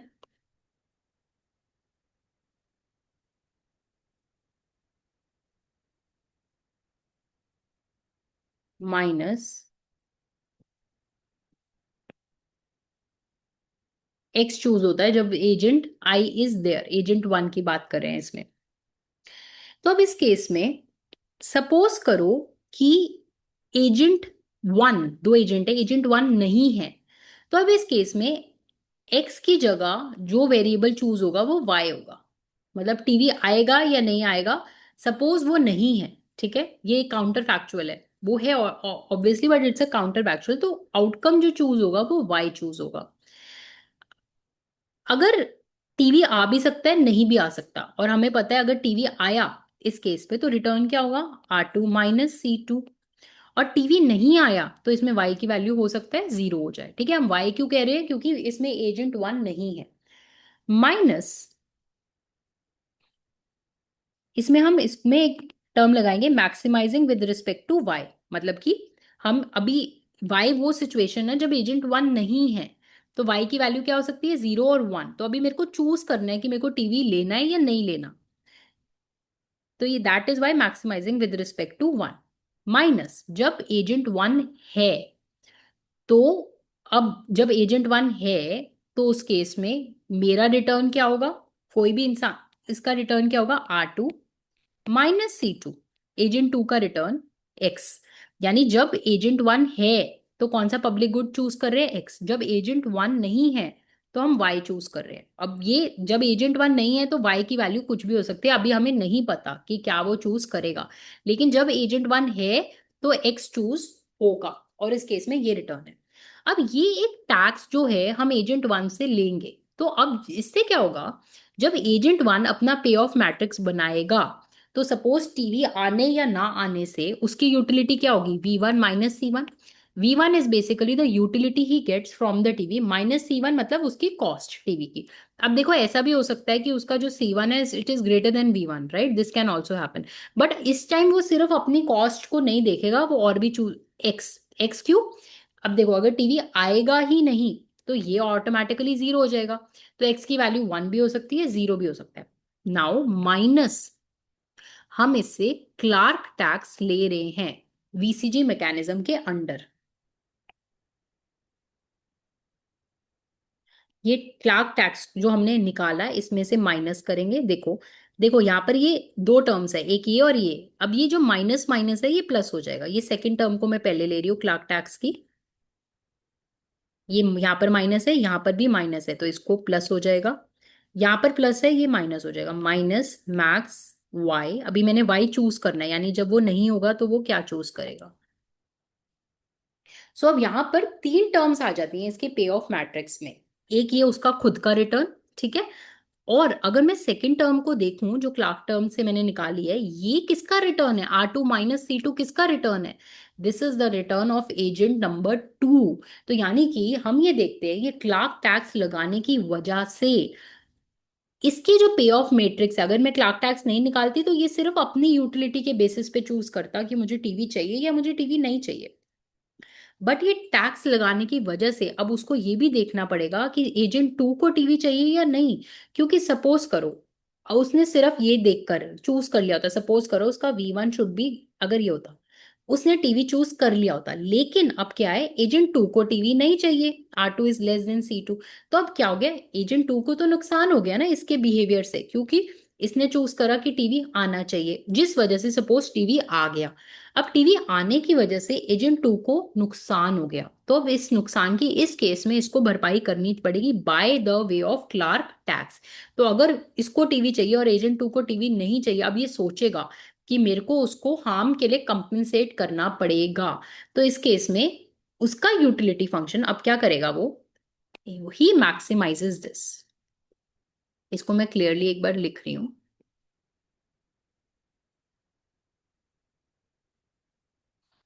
प्लस, अच्छा अब इस केस में व्हाट हैपेंस इज वाई इसके कंट्रोल में नहीं है, क्योंकि वाई इज अ टर्म, अगर वो नहीं हुआ तो ये उसका रिटर्न होगा, तो ये तो उसके कंट्रोल में है ही नहीं थर्ड टर्म। तो अब इस केस में व्हाट वी से इज कि वो ये मैक्सिमाइज करने की कोशिश करता है, क्योंकि उसका जो चॉइस वेरिएबल है वो एक्स है ना कि वाई। वाई तो वो है कि जब वो है नहीं, sorry sorry, this would be, यहाँ पर जेड नहीं है, वाई वाई होगा, ठीक है। इस केस में अगर मैं पे ऑफ मैट्रिक्स को सिंप्लीफाई करूं तो this will become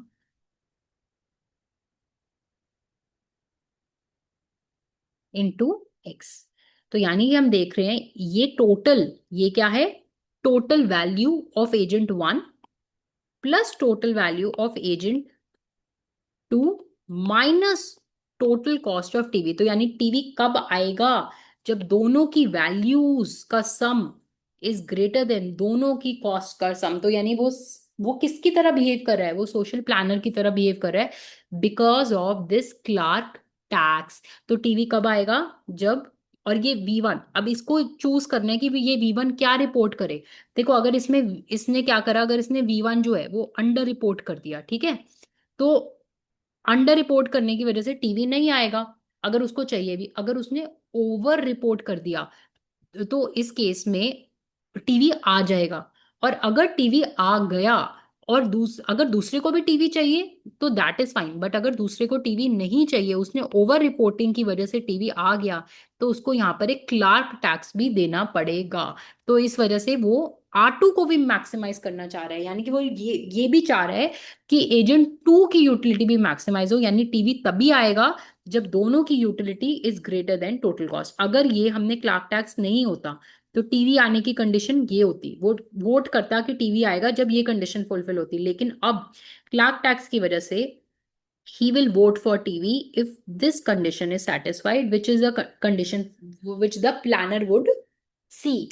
So in this case what happens is each agent is pivotal। pivotal मतलब वो चेंज कर सकता है सिचुएशन को, इस वजह से he has to take care of the other person, he will have to pay the clerk tax।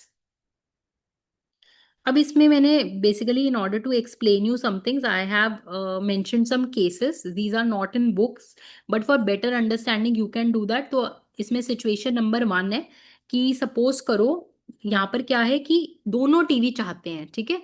अगर दोनों टीवी चाहते हैं तो इस केस में ये इसकी पेमेंट है एजेंट 1 की। तो अगर इस केस में टीवी आ गया तो इसकी यूटिलिटी कितनी होगी, इतनी। और सपोज इंडिविजुअली बात करें, अगर सपोज ये एजेंट नहीं भी है तो तब भी ये चाहेगा कि टीवी आ जाए। तो इस केस में दोनों केस में ही वांट्स कि टीवी आ जाए। तो इस केस में एजेंट दोनों जब चाहते हैं टीवी आए, दोनों कब चाहेंगे टीवी आए, जब V1 is greater then C1 and V2 is greater then C2।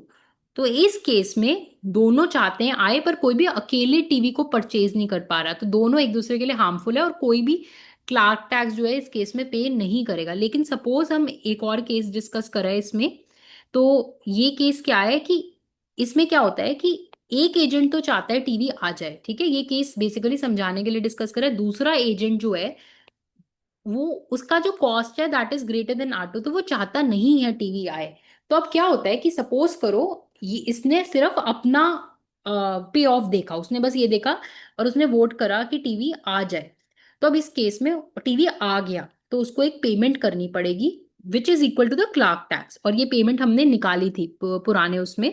तो अगर हम इसमें देखें टीवी आ गया, तो इसमें ये वैल्यूज हमने एज्यूम करी, तो इसको कितना लॉस हुआ टीवी आने की वजह से, इसको पेमेंट करनी पड़ी 75, और इसको जो वैल्यू है टीवी से सिर्फ 45 है। तो इस केस में एजेंट वन को क्लार्क टैक्स देना पड़ेगा $35 का, ठीक है, minus plus can be here and there, but 35 का। ये इसलिए आया क्योंकि इसने सिर्फ अपनी वैल्यूएशन देखी, इसकी वैल्यूएशन देखी कि नहीं था। तो इस केस में agent one was pivotal, agent one was pivotal, and उसकी वजह से TV x is equal to 1, so he pays Clarke tax. So ये वो केस था जब उसने दूसरे का पे ऑफ कंसिडर नहीं करा, तो उसको एक पेमेंट करनी पड़ी 35 क्लार्क टैक्स। इस केस में दूसरा एजेंट नहीं चाहता था टीवी, और ये एक वाला केस वो दिखाया है कि दोनों चाहते थे टीवी आए। तो इस केस में अगर हम उसकी पेमेंट निकालेंगे तो वो जीरो आएगी, एजेंट वन पाइवेटल है लेकिन उसकी पेमेंट जीरो आएगी। तो यानी वही वाला केस है कि एक केस में पेमेंट पॉजिटिव है, दूसरे वाले केस में पेमेंट जो है वो जीरो है, पेमेंट कभी भी नेगेटिव नहीं जा रही, राइट।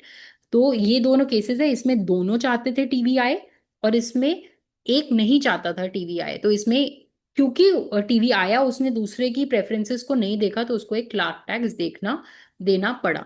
तो ये दो एग्जांपल्स थे वीसीजी के। सबसे पहले हमने ग्रूव्स मैकेनिज्म डिस्कस करा, ठीक है, उसके बाद हमने वीसीजी मैकेनिज्म के दो डिस्कस करे, एक ऑक्शन और ये रूममेट वाला, ठीक है। Go through the readings once, just stick to what is there. This is a very vast topic. Don't over analyze everything because this is vast. Just stick to what is there in the readings. Now there are some problems with VCG. सबसे पहले we assume that preferences are quasi-linear. So अब अगर हम क्वाजाइलिनियर नहीं मानते इस case में preferences, तो क्या होगा, जैसे हमने जीवन पे करा इस वाले केस में, जब हमने क्लार्क टैक्स लगाया, क्लार्क टैक्स देते ही अब वो क्या बोलेगा कि मुझे टीवी नहीं चाहिए, ठीक है। पहले वो चाहता था टीवी होए, लेकिन जैसे ही उसकी वेल्थ कम हो गई तो अब वो कहता है मुझे टीवी नहीं चाहिए। क्यों? जैसे जैसे वेल्थ चेंज हो रही है उसकी जो जी की प्रेफरेंस है वो चेंज हो रही है। जब जो प्रेफरेंसेस है वो क्वाजाई लीनियर नहीं होते, लेकिन जब क्वाजाई लीनियर है तो इवन टैक्स देने के बाद भी अगर उसकी प्रेफरेंस है कि टीवी हो तो TV would be there, right. So basically the level of wealth is not affecting your preferences, so we assume that it works only with this, so it is a problem. Taxes make it Pareto efficient. अब जब हमने Clark tax लगाया, अब देखो ये एक अलग बात है कि टैक्स कलेक्ट होगा या नहीं होगा, क्योंकि किसी को पता है कि टैक्स लगेगा तो वो ऑटोमेटिकली परेटो एफिशिएंट जो है वो एज्यूम कर लेगा। पर फॉर एग्जाम्पल किसी ने वो नहीं फॉलो करा, परेटो एफिशिएंट रूल नहीं फॉलो करा, तो उसको टैक्स देना पड़ेगा Clarke tax, so it will make it Pareto inefficient. Third इसका जो ड्रॉबैक है वो है कॉल्यूजन। सो फॉर एग्जाम्पल देखो तीन एजेंट्स हैं A B C। अब क्या हुआ कि दोनों चाहते हैं टीवी आ जाए, ये नहीं चाहता कि टीवी आ जाए। तो अब क्या करेंगे, जब दोनों मिल जाएंगे तो वो कहेंगे कि हम, क्योंकि हम दोनों का V1 is greater then C1, तो हम ओवर बोलेंगे अपनी प्रेफरेंस। अब इस केस में क्या होगा कि अगर ये सिर्फ ए होता तो वो ये पाइवेटल होता, लेकिन अब क्योंकि दोनों मिल गए हैं इस केस में, तो दोनों पाइवेटल नहीं हो गए। इस केस में अगर सी बोले कि टीवी नहीं चाहिए तो वो पाइवेटल होगा। तो अब इसमें दोनों क्या करेंगे, मिलकर अपनी प्रेफरेंसेस को एक्सैजरेट करेंगे, ट्रूथफुल नहीं रिवील करेंगे। कॉल्यूजन से ये जो वीसीजी है वो फेल हो सकता है।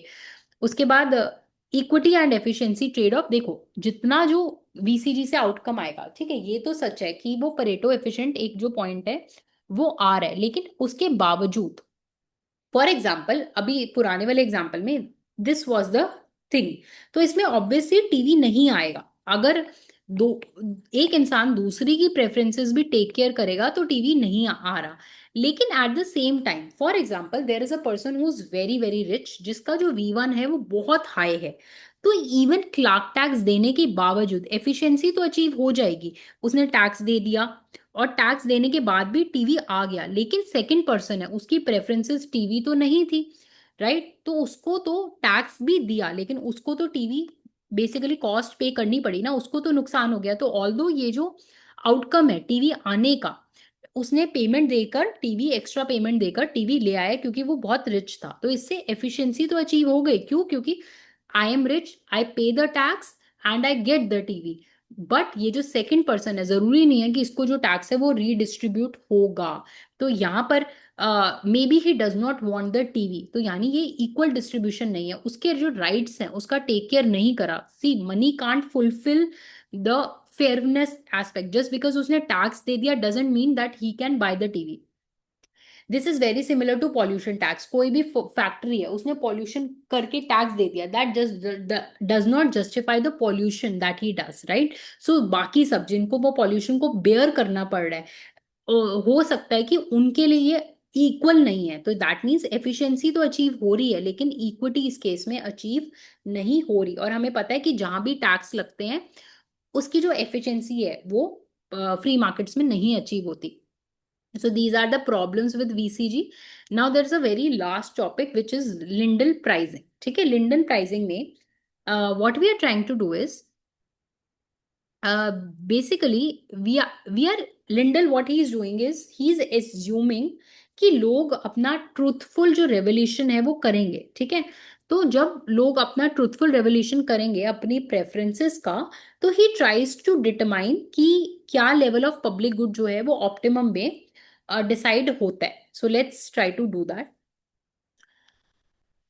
तो जब बेसिकली इसमें क्या होगा कि दो लोग हैं, सपोज ए और बी, टोटल कॉस्ट है पब्लिक गुड की जो हमें गिवन है F inverse X. Y F inverse X? See हमें पता है कि हमारा जो प्रोडक्शन फंक्शन होता है वो एक्स होता है, ये होता है, और cost function is the inverse of the production function. In case you don't remember that, just google that and read once that cost function is the inverse of your production function. That's why we are assuming एक तुम्हारा cost function हमने मान लिया, अभी के लिए given मान लो।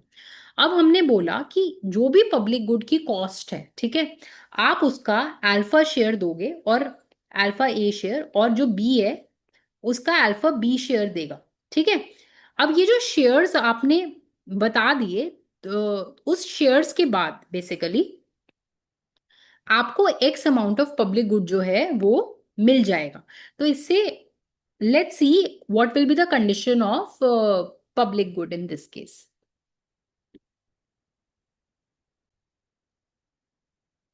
तो सबसे बड़ा जो फ्लॉ है लिंडन प्राइसिंग का, कि जो शेयर ये जो पे कर रहे हैं ये एज्यूम कर रहे हैं कि हर कोई अपना ट्रू वैल्यूएशन जो है वो बता रहा है। तो जब ट्रू वैल्यूएशन के बेसिस पे अल्फा ए और अल्फा बी आ रहा है तो वो ही एक गलत एजम्पशन है, but still it is one of the drawback. Let's see इससे कैसे डिटरमाइन होता है कि कितना पब्लिक गुड जो डिटरमाइन करना है। एक्स तुम्हारा पब्लिक गुड है, वाई ए क्या है, वेल्थ है ए की, माइनस ये जो उसने कॉन्ट्रीब्यूशन दिया। तो देखो एक्स पब्लिक गुड मिला उसने, ये टोटल कॉस्ट है, ये तुम्हारा एफ इनवर्स एक्स जो है ये हमारा कॉस्ट फंक्शन है।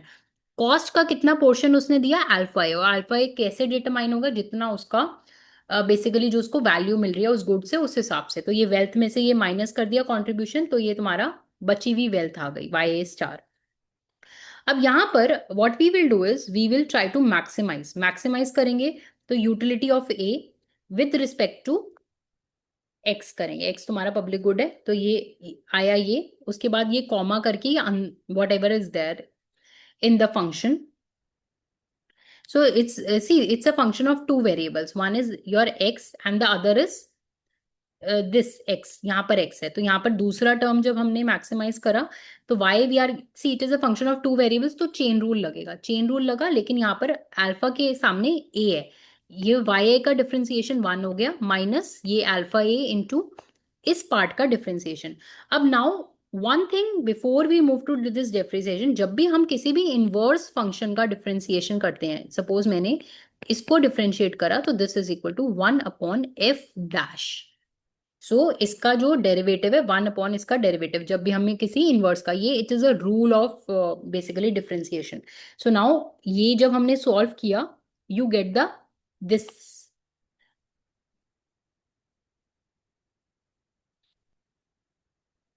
u2a, यहाँ पर a आना चाहिए। u2a basically u2 means you are differentiating the function with respect to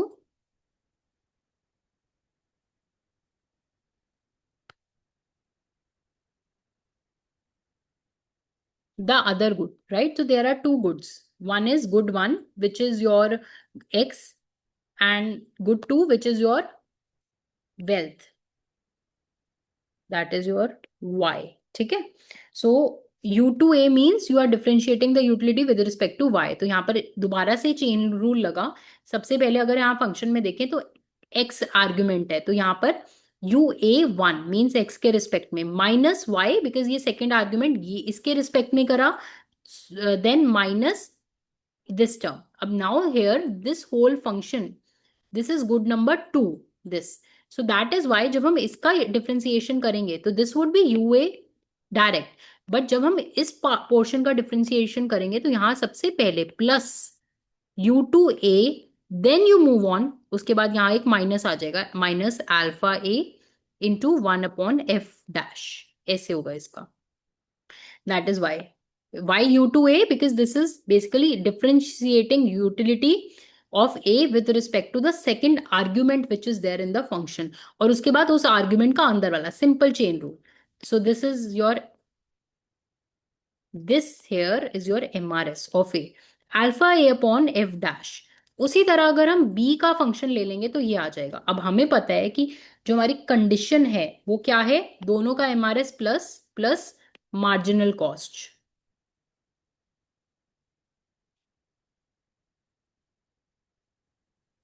So if you add these, right, you get the same condition. So now this is equation number 1, this is equation number 2. अलग अलग solve करी, now adding 1 and 2. So you get this equation. अब यहाँ पर हमारे पास एक result आ गया, एक star equation आ गई. Now we need to check, is this equation the same as Pareto efficient equation? So let's check. अब यहाँ पर this portion, if this is equal to marginal cost, then that means this equation is same. So let's see what is the marginal cost. हमारे पास cost function क्या है? इससे marginal cost निकालेंगे, यानी इसको x के रिस्पेक्ट में डिफरेंशिएट करेंगे तो क्या आएगा 1/f dash. Why this? Because why this? Because inverse का डिफरेंशिएशन इज 1/this. तो अगर हम यहाँ पर देखें, सो दिस इज, ये आया है हमारे पास स्टार फंक्शन, ये वाला। अब हमें पता है कि दोनों का बेसिकली, दोनों से जितना कलेक्ट करेंगे, दो इंडिविजुअल्स हैं, दोनों का जो सबमिशन है वो किसके इक्वल होगा 1। तो फाइनली हमारी ये इक्वेशन आती है। तो और हमारा मार्जिनल कॉस्ट क्या आया था, ये आया था। तो अब इस इक्वेशन में अगर मैं पुट कर दूं, मेरे को पता है मार्जिनल कॉस्ट इतनी है, तो ये वाली सेम इक्वेशन आ जाए, तो यानी ये जो इक्विलिब्रियम इससे आया है वो एफिशिएंट है। अब यानी कि लिंडल इक्विलिब्रियम क्या कहता है कि अगर हर कोई अपना ट्रू रेवोल्यूशन कर दे अपने प्रेफरेंसेस का, तो हमारे पास एक अल्फा ए और एक अल्फा बी आ जाएगा। इस अल्फा ए मतलब कि कितना वो कॉस्ट में वो करना चाहते हैं, स्पेंड करना चाहते हैं। तो जब ये ट्रू रेवोल्यूशन हो जाएगी तो हम उन लोगों से उतना उतना शेयर ले लेंगे और उनकी वेल्थ में से। अब हम ये देखते हैं कि जब ये हम मैकेनिज्म फॉलो करते हैं तो उसमें हमारा जो आंसर आता है दोनों की यूटिलिटी मैक्सिमाइज करके, वो सेम आता है जो हमारा परेटो एफिशिएंट इक्विलिब्रियम में आया। लेकिन इसका सबसे बड़ा जो क्रिटिसिज्म है कि this truthful revelation is very difficult and this might not happen and hence this equilibrium might fail. You can also do the numericals of this Lindell equilibrium. So this was all about public goods, unit 5.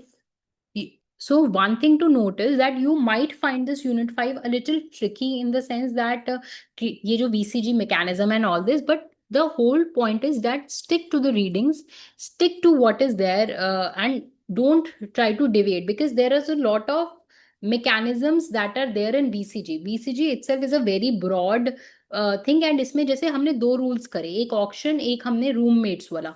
इसके अलावा भी बहुत rules हैं जो वीसीजी का थोड़ा altered version है या कुछ और वर्जन है। So you might find things here and there, but try to stick to the rules which your book has given. And in case you, if you have any doubts in this particular public goods and VCG, do let me know. It will take time to grasp this VCG because it is new to you. But once reading your readings is a very much must for this topic because it is a little tricky. So that was all. This itself finishes the course for this. And again, the course might be a little tricky, so go through the entire course very thoroughly, and you can always write in the comment section what all doubts you are having. I can clear those. That was all. Thank you, everyone.